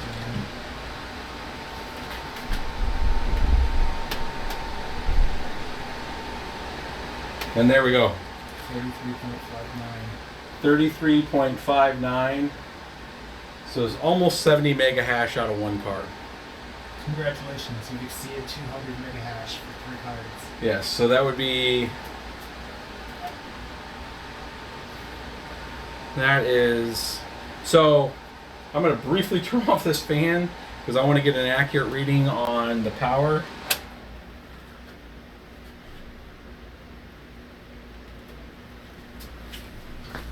And we're going to quickly turn it back on.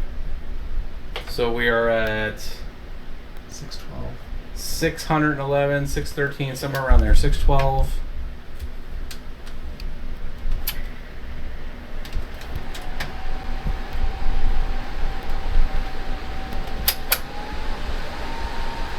And it goes to about 640 with this fan on. So this fan's about 35 watts.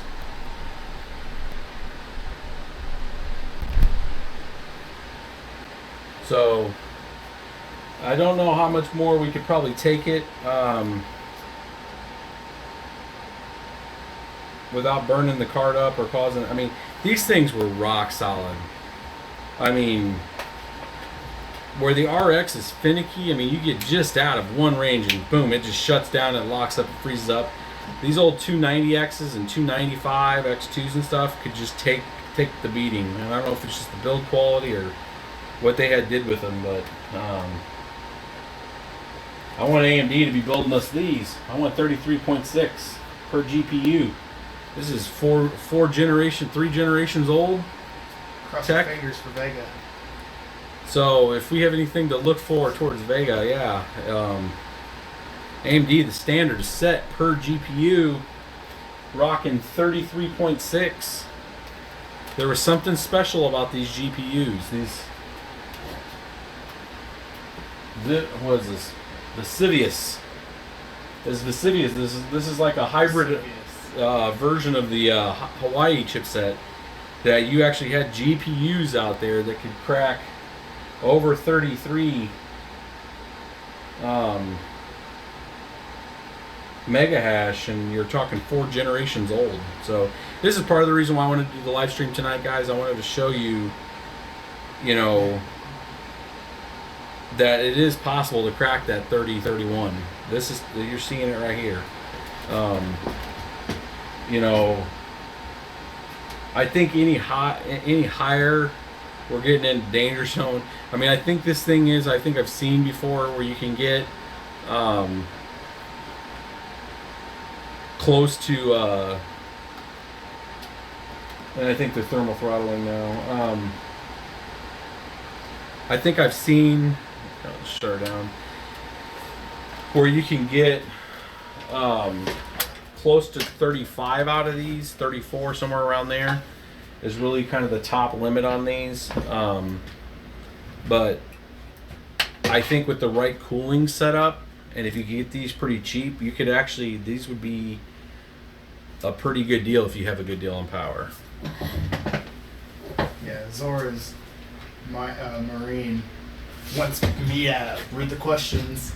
I don't think that's a great idea. What's going on? Zora's Marine. Can I make a suggestion? Have one of your friends read the questions. Yeah, we could. There you go. I read it. Here, I'm going to scroll up and I'm going to read some of your guys' questions here. Let's go back up.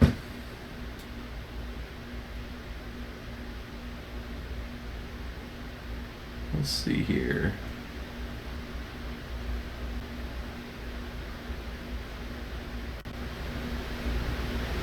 All right, so yes, that was a 295X2. We've talked about that. I kind of wish. I'll play around with this probably off the live stream. I'll see if I can crack 70 mega hash out of this one card. Some people are like asking, like, what? I don't see a lot of questions.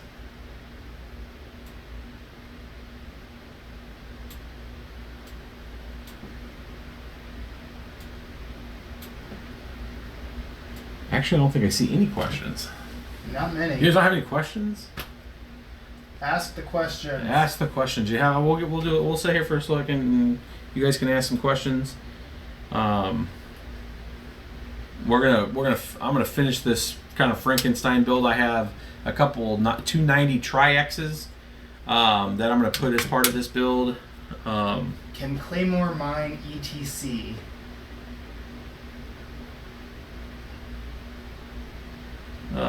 Yes. Yeah. It's just pointing it to an ETH Classic pool. That's the same. It's the same algorithm. You point to an ETC pool, and make sure you have an ETC wallet. ETH Classic and Ethereum, the same thing. It's just different forks. Unless ETC did something different that I haven't seen.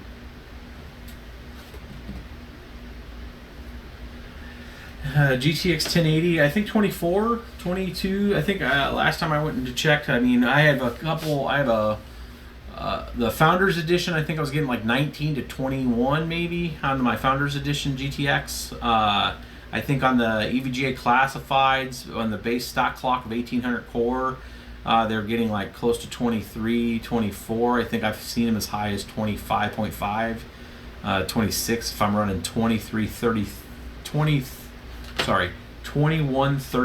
core speed, which is like blazing fast, and you're really going to need a bend processor for that, or the chipset, like the EVGA SCC or SSC series, or I haven't looked at the TIs at all.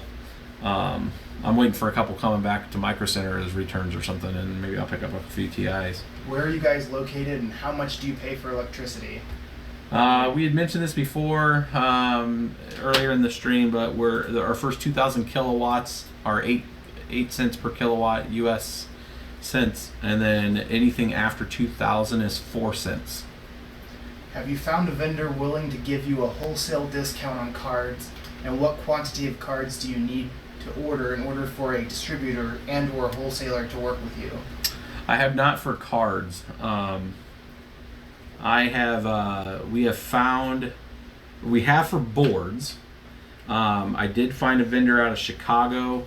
That's a wholesale vendor for like Micro Center that was offering deals as long as we bought a motherboard case of motherboards, which is 12 motherboards per case. We had to buy them in quantities of 12, and we were able to get the original, not revision 1, or the revision 2 BTC boards, but I was able to get the revision 1s down to $59 shipped per board, which at the time was a little over retail, or a little under retail, because I think they were selling for like 68 or 69. But when they go out of stock. And there was the same thing with these other boards. The revision 2s are around the same price, but there's no vendors that are supplying them that right now that we can find like that. The last box case came from Newegg. Okay.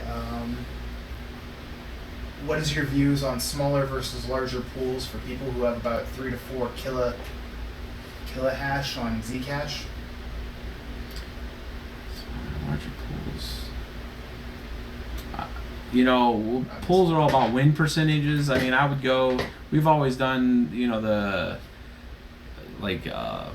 larger pools, just because I like the consistency and the stability. Not so much for the necessary payouts, just that they're not going anywhere. I'm real sketchy about personal pools unless you're setting your own up and you have a collection of people that are gonna contribute hash to it, and then you guys have some kind of control on that.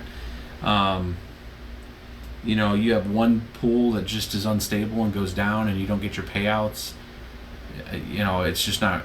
The risk. It's a risk game. So I'd go with larger pools personally, just because I like the stability. What clock speeds did you use in the 280Xs? 280? Yeah. Did we ever do 280Xs? I've done 280. So it depends on the 280. So the R9 280X like wind force cards were beautiful at running clock speeds of 1060 and 1080, and memory speeds of like 1275. If you go to like the best 280 on the planet by far bar none was the R9 280X Toxic Sapphire. It's one of our largest videos that we have on the thing. Out of all the 280s that we tested, it was the fastest 280, and that you would set that core to 1160 or 1175 core clock, and you would set the memory to 1475 to 1585 if they were stable, and you were able to get 26 megahash, or not 26. On ETH now, you're able to get like 22, 23 megahash out of that. Where all the rest of the 280Xs were around 19, 18 megahash. Would you consider multiple rigs using same water loop with 1 to 2 pumps and car radiators blowing out windows to remove heat from the room? Wow. I've seen setups kind of like that, to where it's just a lot of, if you can get a good deal and you're good at running piping and it's a trade craft, or you can do some kind of deal to where you can get a great deal on the materials, it's a good way to remove. I mean, this is essentially a small closed loop version of that. You give it some right external power or external cooling, and you can see the mega hashes. You can also see the effectiveness of water cooling. The 295 proves that. I mean, these essentially are just slightly modified versions of Hawaii chips, and I'm guaranteeing you're not going to find any 290Xs running 33 megahash. I mean, not unless they're on water. So there's some kind of other modified cooling setup. So if you can do it, it's a very effective setup. I think it's a cost breakdown. How much cost is that going to cost you? It's more investment that you need to do. And what's the rate of return on that? It's really the end goal. What would be a safe and relatively cheap beginner GPU? I kind of agree with Vincent C. The 470 would be a relatively cheap. 470, especially the 470s. Like, if you have a Micro Center around you, go there and see if there's people that have returned them. I have tons of luck saving a lot of core costs buying the returns. Get the return ones, get the discounted ones. You can go with the 4 gigabyte ones if you're just starting to get into it. It's super low cost. When I was at Micro Center, I bought the 4.8.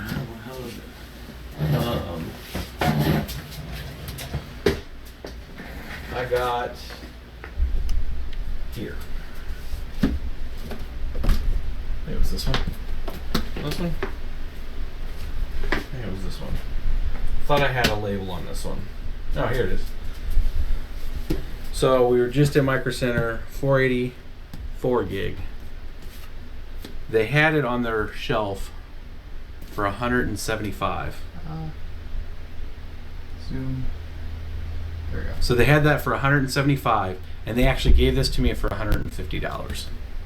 I just asked them. I said, hey, how solid are you on that price? And can you work it down to 150? I'll take it right now. And they're like, yeah, sure, no problem. So this was $219. They knocked it down to 175 as a return, and then I picked this up for 150. It's an RX480 4 gig. It's a great. I mean, it's hard. You can't get 6 cards like that. It's one of those things. You could piecemeal them. You could go there every week. You can do the math on if it's close to you, and you're going to spend gas doing that every time. But if you could find deals like that, you pick them up. I mean, that twin frozer will pop out 26 mega hash, and good deal. If you're just getting in 480 or RX 580, I like the 580s. They are 480 version 2.0. If you can find them for a better deal or around the same deal, every bit of testing we've done with them so far, including the last live stream, they were great. I mean, 30 mega hash cards, very easy to modify, hassle-free, seem more stable than the 480s. What do you guys think about burst coin mining? I haven't looked into it. Would there be any difference between the RX4 or 480? I want to write it down though. I don't know what I need to do some coin. research on it. Burst coin. You want to? I can write it down. Sure. That's what our whiteboard is for. We're writing it down the whiteboard. We'll take a look.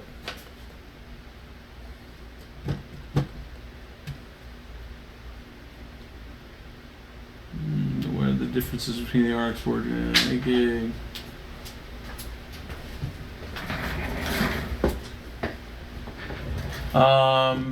If you can flash yours because you got one of those lucky ones in the beginning where they were 8 gigs and they disabled it, I would flash it to the 8 gig.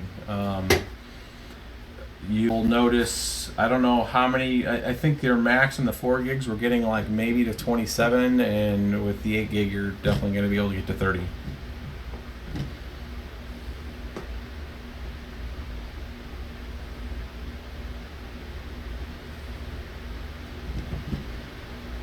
Scott, that sounds cool. I want to look into it.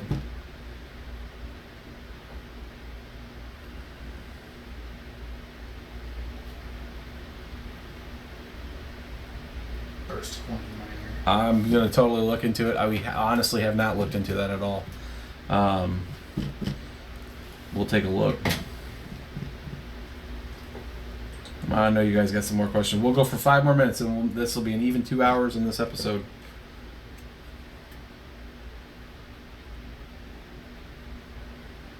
And again, I plan doing one again tomorrow. I'm going out to Micro Center. We'll do another build. I'm gonna finish this one. I probably won't finish it tonight. It's getting late here, but I'm gonna put some of the other. Pretty much, I'm taking a lot of the old gaming graphics cards that we have. There were the 290s, and I'm gonna fill this whole rig up with all that hardware, and until I max out that 1600. So.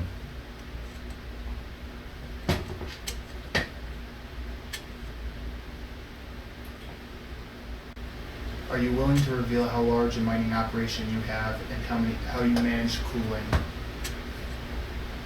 Not that large an operation. I mean, it's a couple different gigahash, separated in rooms, separate cooling, air conditioning. I mean, it's not super elaborate, but it's also spread out because there's several of us doing it. That's part of that kind of BBT group. So we do it in different locations. The server style that you just saw is kind of the next new operation of switching something that we can get more rack mounted and have some more. We're getting away from a lot of these cases and we're just going to consolidate everything to those cases. It's a little more cost. Those cases themselves are like $500. The risers are included, so you can minus like 60 off that. That leaves you with about 320 and just aluminum cost essentially. For the effort that they're doing. We don't get much of a deal on those. Again, like I said, none of it's paid advertisement or anything. But to consolidate that into a rack and then to get proper cooling into that rack will be a lot more efficient than having these kind of all scattered everywhere, and it's more efficient. Would you guys buy 470s or 570s now? 470s are hard to order. I would say if you can't find 470s, buy the 570s. Yeah, 570s for sure if you can get them. What is the payout rate of EthOS? EthOS is an operating system, not a mining pool. Yeah, EthOS is just the operating system. So instead of using Windows, you can use EthOS. What I have found is that the stability of EthOS and the stability of Simple Mining .net, if you use their OS, far exceeds the stability of Windows. That's why you always see us using EthOS or using another Linux build. It's just there's just too many variables unless you really strip down, and maybe we'll write that down. A stripped down version of Windows where you're turning everything off, the basic mode, you make sure it doesn't boot, it doesn't do updates, you shut down everything, you take all the variables of the OS getting in the way of things. Java updates or whatever else. If you do a vanilla install, the big one, the key one is turning off updates, just because there's things that'll make it unstable. and you know, random reboots. There's just too much going on with Windows. I mean, before, you know, in the early videos, we'd used a lot of Windows for the OS, but just EthOS. I mean, I can literally sit there and let this thing run, and I got a 390 rig over here running that's been running for days. I mean, like 4 days, and I forget about it. You know, it just it runs. It doesn't shut down. It's stable. And there's just something to be said for that. And that's, if you go back 2 or 3 videos that we had where we do the math on figuring out if you're touching your rig every day and you're having to reboot it, or you're having to catch it like every other day, and you calculate that time that you lose, like if you sleep and you wake up and it's been down for 4 hours, that's a math problem. You know, when we're doing the calculations on all this stuff, we're calculating it on 24/7, and you see that number and you see their payoff, and you're like, 3 months, that ain't bad. That's if it's stable all that time. So with something like EthOS or another Linux build, it gives you that stability. Would you recommend selling 470s to upgrade to 570s or 580s? No, I would not sell your unless you were an early adopter in the 480s and you're just wanting to recycle your hardware. 470s. 470s. Not unless it's you've aged them out. 570s, you're not going to get that much of a better gain out of it. You're not gonna do it from a gain. Think of it from a perspective that you're not going to. If you go from 470s to 570s, you're not doing it because you're getting more hash power or less power cost usage. You're doing it to recycle your GPUs if you've had them for like a year and they've been running and your fans have been running, and you're just wanting to air blow them out, clean them up, put them on eBay, sell them, and hedge that cost. So whatever that delta is, if you're paying $210 for them and you sell your other GPU for $130, you know, whatever that delta cost is what your operational cost that you used it over that last year. That's what it cost you. That's the depreciation value. If you don't want to depreciate them like that and you just want to hold them, I'd hold them, because you're not going to gain an advantage on the mega hash. We are in a residential house, as you can tell by the lovely clean basement. Yes, this is a residential basement. You guys sell any rigs at a good price?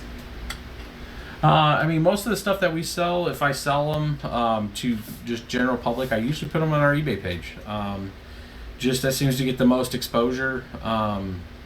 I tried a few times on the Bitcoin forums and stuff, and it's just like, I don't want to call them a lot of scammers and people and stuff, but I mean, just eBay, usually deal with PayPal. We do accept crypto.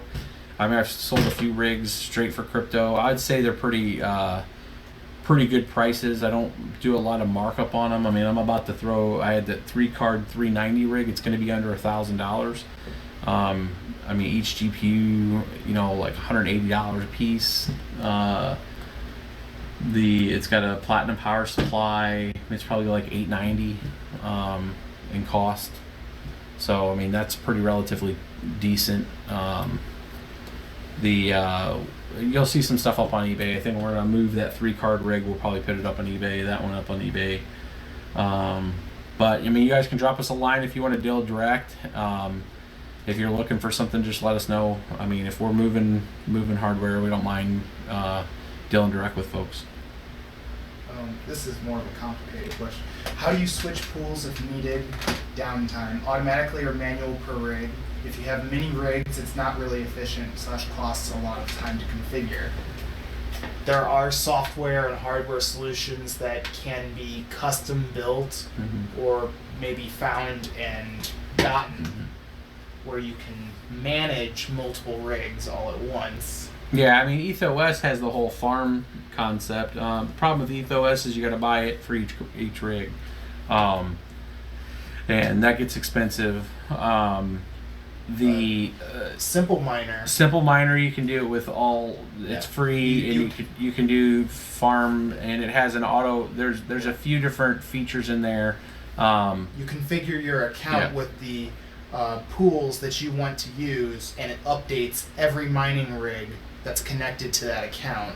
Correct. With your new settings. Yeah, that's simplemining.net. When you get to that page, on the lower right-hand side, it walks you through how to set that up. We're going to do a proper video on that. I'm actually going out of town this weekend on Sunday. I'm going to be out of town all week. I've recorded a lot of content over the last week. That's why I haven't done the vlog, as I've been trying to capture a lot because I'm going to be gone all next week. While I'm out of town, I'm going to be putting those videos together and just releasing them. Part of that is that that simplemining.net walkthrough, which shows you how to do it on the R9 series and the RX series. There are 2 different builds that he has on that, on how to do that. And the configuration management on it is really almost second to none now, if you're trying to push to multiple pulls. And additionally, it has fail safes for if one pull goes down, it goes to the next pull, so you can put dual pulls in there. How much lifetime is reduced for a BIOS modded GPU? How much? Which one? How much lifetime is reduced for a BIOS modded GPU? So like, how much shorter will its lifespan? Lifetime on so there's some misconceptions on the way if you're degrading the lifespan on a GPU. So what degrades the lifespan on a GPU is heat and voltages, because you're going to create microfractures in the traces if something's running hot all the time. Also, a lot of up and down. It's hot, it's hot, it's hot. You shut it down, it's cold. You fire it back up. You'll end up creating over time microfractures. So the big thing is a consistent heat level, and you haven't played a lot with the voltages, bringing them up. Bringing them down, short of maybe artifacting, just because the card's not getting enough juice to execute its operations, that's not necessarily going to damage the hardware. If you go too low, you might, because a capacitor doesn't get enough, or some other portion of the card doesn't get enough, and it causes a hard fault. But by and large, as long as you keep the card pretty close to the original specs, timing's not too much, isn't going to modify it too much and mess with it. But if you overheat a card or you give it too much voltage, that's going to reduce the lifespan. But if you can keep it 60 Celsius and you can keep it going for 2 months, or 2 years, and not run your fans at 100%, all that, you're fine. You're not going to tear that card up. That card's made to do that. If you're a heavy avid gamer, you're home every night playing the games, you're running your GPU at 100% that entire time, same way. And it's in a closed case box, and it's in what I would call almost harsher conditions. But again, it's not being ran 24 hours a day, so just don't get super crazy with the voltages. As you see, we were stepping this card up just from the core and the memory. I didn't mess with the power tune. I only get to the power tune is if I go up a little bit of core, and then it shuts off pretty quick. Then I may give it a little more juice, but after that, then I'm done. It isn't worth burning the card out. How many more watts do 570s use compared to 470s after downvolting? My 470s use about 75 watts in GPU Z. I wouldn't imagine many more watts. Yeah, not much. How many? I missed that whole. That was from Deegan999. Or Dagan? Yeah, I must be behind on the live chat. I don't see it. I see somebody's been following me since Hashers United. I hear you, bro. That was a fun time. I wish Marshall would do another one. I haven't talked to Marshall in forever. Marshall Long's, if you look him up, he's like knee-deep crypto dude. He's a good dude. I like Marshall. Do you have any other social media to keep updated? We do a lot. So I don't do it a lot, but I'm going to start to do a lot more. So we have a Twitter page. If we're doing stuff, usually I'm posting that on Twitter. We do have an Instagram. I haven't posted anything. I need to start posting some stuff on the Instagram too. So we do have an Instagram. We do have a Twitter. I always like Twitter because it was quick. I could take snapshots. Hey, we're shopping. We're getting this. We're doing this. Hey, do you guys want to live stream? I usually ask questions on there. I don't get a lot of responses. We have like maybe 1,600 followers on there. I don't do any of the, again, where we're in operation, we're not doing like mass marketing. We got this, the 6,000 subscribers that this channel has been done literally organically, short of me posting maybe on a couple forums. We have I don't blast fax this out. We don't do a lot of simulcast stuff with a lot of other channels. Maybe we can get into that. But, you know, we don't use any kind of outlets to get all of our Twitter from, you know, like grow to like 40,000 followers or something like that. It's all done organically. So you guys, you know, posting our stuff saying, hey, you know, we saw this on this channel. That helps us from just an exposure standpoint. It isn't such monetary. I'm not too concerned about the monetary side of the YouTube piece more than getting it out there. I mean, we're spending the time and the effort to make sure that you guys have seen this and prove some of this stuff out. So if you guys are seeing something on a forum, you know, and just kind of being help us get that exposure out there, it gets more questions, gets other thoughts and process in there. So. Why are the MSI RX470s much more expensive? What brands are stable for mining? Why are the MSIs more expensive? Yeah. I think MSI likes charging people. Prices, large price increases. It's like an elitist thing, either because they think that they're better, or they're actually doing something to the card that's making it better. I mean, it's funny. I've seen a lot of the forum posts where people don't like this Asus Strix. Those are some of the stablest cards I have. They modded quick and easy. You know, we're going to post that mod out there, the BIOS mod out there for those Asus Strix. Those are great. They were a little pricey. The MSIs, the Twin Frozers, they're usually really rockstar stable. I mean, the 390Xs, I think that one of our other folks here at BBT had. I mean, we had that rig going at 30. He had that rig going at 31.2 solid. I mean, it was the fastest 390X rig that we had in the whole group, and it was the MSI Twin Frozers. The only problem I had with the MSI Twin Frozers, those damn fans would go out. Those fans went out more often than, I mean, I think the king of them were the XFX 390s. Those things had fan problems like crazy, but I think it's just MSI likes to charge the. You know, this was the 295X2, the MSI. That was one of the more expensive ones. I know, it's just what they do. I mean, most of them have the same hardware. I think the best looking cards out there on the planet were the Devil 13s, and I mean, those are also expensive as hell too. Yeah. Regardless, though, if you're looking for like a specific, like, I guess, kind of card, like you're looking for 580s, and you're trying to decide between different kinds of 580s. If you can find a great deal on 580s, regardless of what brand it is, yeah. I mean, take the great deal, unless you see reviews that say that card is absolute crap. Yeah, they're all, I mean, the point to all that is they're all really close to each other. Mm-hmm. Like, all of them are within a mega hash of each other. Like, all of them. Either down below or a little higher. It all comes down to, you know, how much can you bring them down voltage wise and or core wise. Like those Asus Strix, you know, we have the timing set right, and then we had the memory just barely set up. So I think the memory on those were only 2080, and they were rock stable. Where a lot of people are taking them to 2150 on the memory, we went to 1280. But we brought the core down from 1310 down to, I think, 1135, and they're right just almost 28, but they're solid stable at almost 28. It's like 27.4, 27. It was earlier in the live stream here.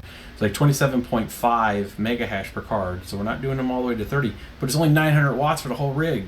So you do start doing the math. If you get into like a 30 mega hash RX4, 480 build. 30 per card, yeah, you're getting 180, but you're also at like almost 1200 watts. It's just, you wouldn't, for the extra 2 or 3 watt or mega hash per card, sum totaled up, you're talking 12 mega hash. Are you gonna buy a card that's 12 mega hash and spend 225 watts on it? No, you wouldn't do that. So I would say run them at 27.7. Running the cores a little slower, running the memory a little slower, be more stable, and use a lot less juice. And you're going to see it on the bottom line when it comes to the power usage.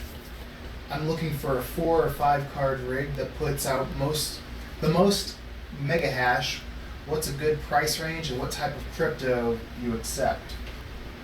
For which one? Who was that? I missed that. Oh, that was from My Crypto Journey.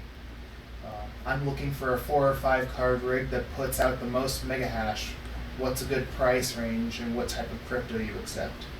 4 or 5 card. Honestly, well, it depends on your power. This 3 card rig with us ordering a couple more of the 295 X2s. If I can get the other 2 for $300, this would be a 200 mega hash rig that you'll need to put another fan on, like a box fan or something in front of it. But 200 mega hash rig for like $1,300. I mean, it's $900 for the cards. The board's $100, right? We can use a cheap SSD.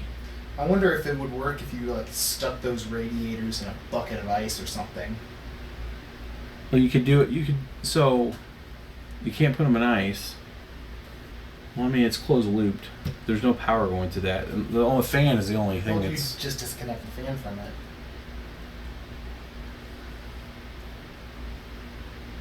I mean, technically.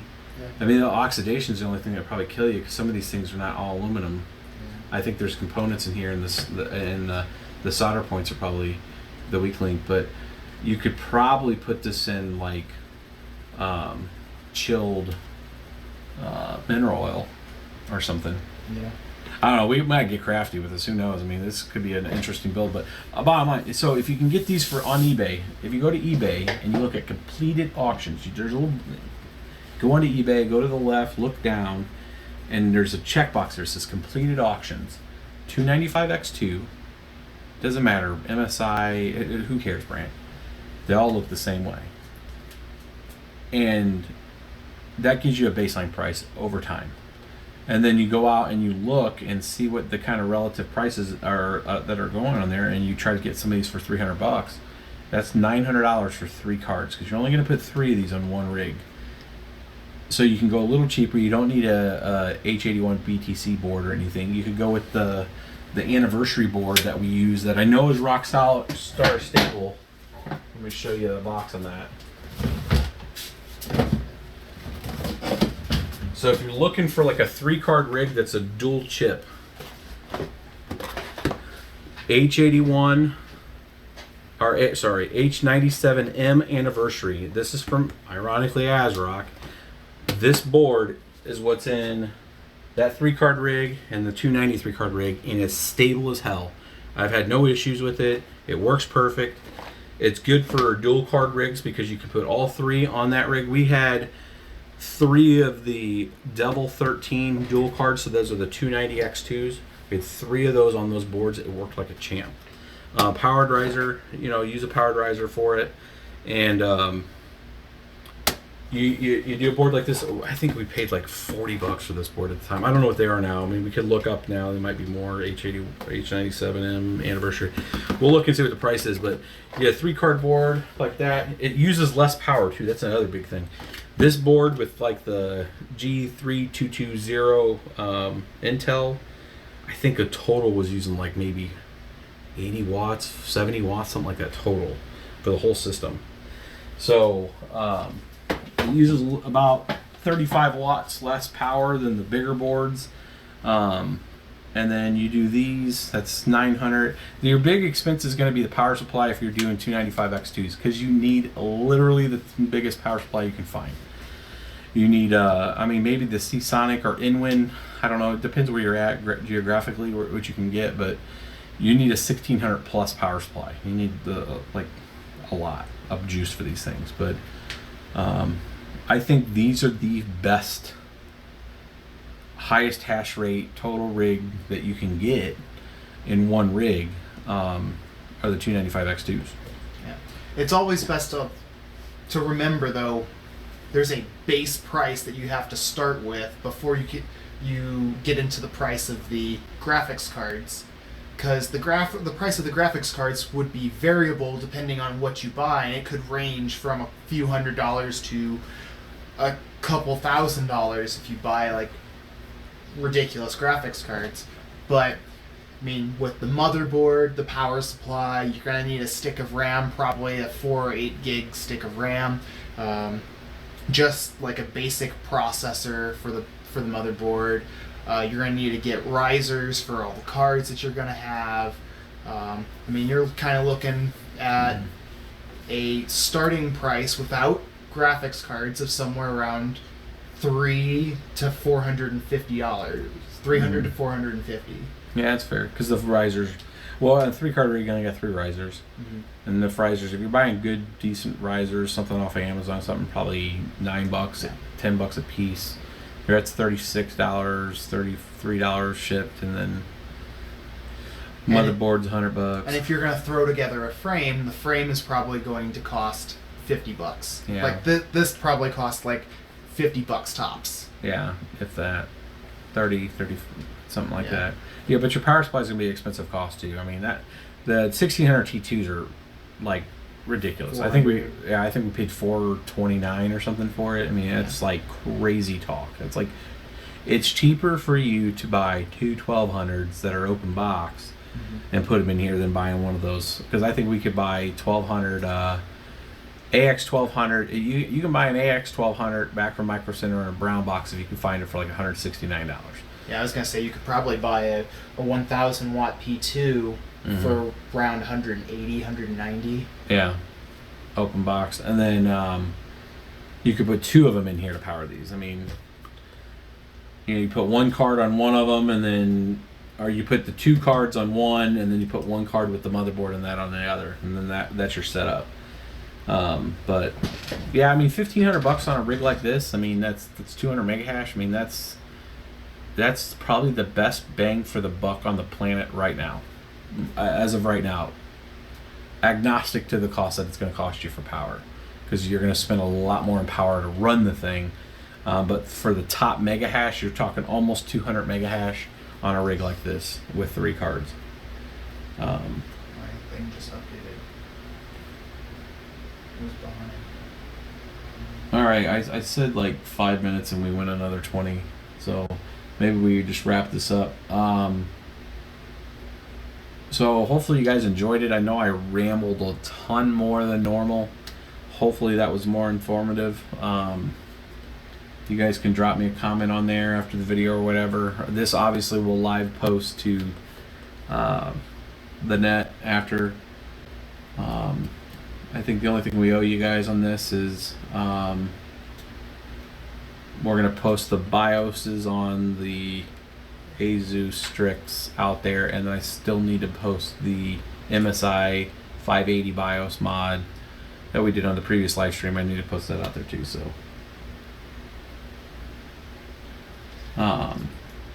yeah, you guys say you like the live stream, so we're gonna keep them up. So thanks for tuning in. Hope you guys enjoyed it, and we're gonna nuke the stream. We'll catch you guys hopefully tomorrow. I might do another one.